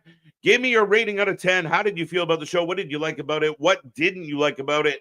And how are you feeling about SummerSlam as we sit here right now? Are you excited? Did they give you enough tonight, at least for the Monday storylines, to get excited for those matches playing out on Saturday? This is happening right by Scott. Keep an eye out. Oh, I missed it. 8. All right, like it. 1-1. The only way I see Gunther not becoming champion is a double DQ or Priest cheating to win. Yeah. I'm literally conflicted. I will have a decision by Thursday, but I really don't know what way to go with this at all. I mean, you have Gunther, who seems like a shoe-in, dominant. How are you going to stop him? But then you have all this story. And I don't know if the story benefits or hurts Priest. I think the deck is stacked against Priest. So I don't know. I just get this odd feeling. I want Gunther to win, but I'll be sad seeing Priest lose the title. He has been a phenomenal champ. I think he's been, again, I don't think he's got the credit he deserves. Phenomenal, maybe pretty good. But at the end of the day, I think it's been a short run. I still think what was said earlier about him retaining until Berlin is kind of the way I'm leaning right now. Yeah, I mean, I think Priest is a good guy. I'm a big fan. I've been picking Priest a lot through this 2024, so he's done well for me. What is this? Damian gives it an 8 tonight. 8.7 says Kira. Fair enough. I'll never lose interest in CM Punk, literally never. It's hard to. He keeps you engaged. This idea that people are he's just gonna, I mean, listen, if he gets hurt again, knock on wood. I hope it doesn't happen. If he can't stay healthy, it might be tough. But if he's in good health and he can keep grabbing a microphone, you're always going to pay attention to Punk. Even if he transitions to commentary, you're always going to pay attention to Punk. 7 out of 10. I'm ready for Gunther versus Priest. Absolutely. 8 out of 10. 7 out of 10. Unfortunately, yes, I lived through the Arquette Championship era. Dark times. Definitely dark times, my guy. But be cool. 3-tier cage match. I think it's just because of what it all represented. It's off limits, Mark. That's it. I think as silly as it all was, the idea of even attempting it again because of what it's associated with, I don't think will ever happen. 8 out of 10. Good go home show. Not on my channel. Damn Olympics. Sorry. Hopefully we kept you up to date. Anthony giving it an 8 as well. I missed the main event till the end because Bird Lady literally put me to sleep. Caca. 8 out of 10. It's been a sci-fi. Yeah, didn't really change much. 8 out of 10. 7.5. Juan Collins. 2 weeks till the Olympics are over. Facts. I didn't know I had that channel. There you go. You learn new things every day, my friends. 7 out of 10 from Dale. It took Priest a little while after Gunther slapped the sleeper off Finn again. Did take him a little bit. We'll see how this all plays into it. SummerSlam hype achieved. There you go.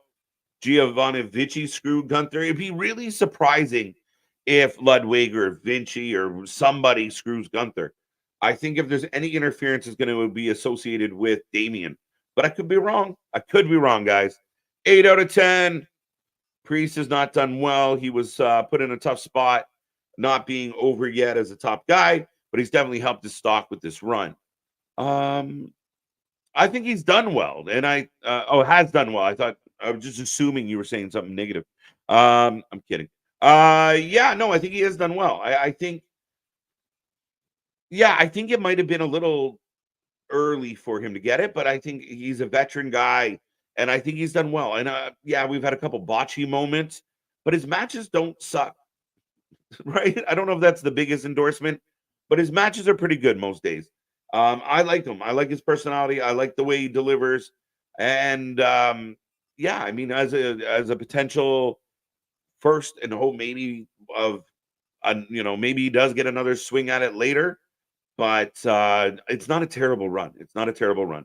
Might be a little underrated, to be honest. 8 out of 10. Jesse Ventura, though. Yeah, bonus marks for Jesse. I did not watch men's gymnastics team. Perfect. 8 out of 10 says Joe. CM Punk will be around probably 4 more years. Yeah, and I'll be curious to see what he does after that, where he goes, how does he transition? Does he start working backstage? Does he, take a role in NXT?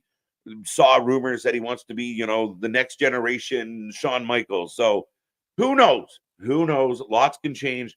Lots can happen in this wrestling world. But overall, he's got more interest. Like I said, it's been the rivalry of 2024. Punk, Drew, sprinkle in a little Seth. What a way to start the show. I'm excited for SummerSlam. I'll give tonight's Raw an 8 out of 10. I was really, really happy with that show. And even some of the side stuff that didn't seem like it mattered kind of ended up mattering. Even with the EDM girls and Bird Lady. Yeah, it's a bit of a fluff match, but you set up Damage Control and Sonya's crew. I like it. I think they're doing really good keeping this show exciting. So that is my take on it. Overall, great job. Great way to start this week. And hopefully it carries through the rest of the week. KJ, would you do Gunther and Damian twice? Once at SummerSlam, once at Bash? I think so. I think I'd be okay with it. I think if somehow Damian finds a way to squeak it out at SummerSlam, shock the world, and then, Gunther goes on a tear and demands that title and gets it in Berlin, I'm okay with that. CM Punk will be WWE for the rest of his career, and he'll be a Hall of Famer too. If everything stays the way it is now. Did Jesse? Not really. He kind of just had a conversation with Triple H. That's all we kind of got. Liv was great tonight. Absolutely. 7 out of 10. All right, folks. I'm going to call last call. I'm going to tap out tonight, and we are going to head home. What a show. What a fun one. What a great way to start the week. Remember, we're here all week long. We got more content coming your way, including we're going to do the kickoff on Friday at 5 p.m., I believe it is. But be a friend, tell a friend, click all the buttons, follow us on social, check us out wherever you are. And if you know of anybody that loves talking wrestling, this is the place to do it. On behalf of Big Nick, on behalf of Anthony, I thank everybody for joining us tonight. And until tomorrow, Great American Bash, we will see you on the flip side. Good night.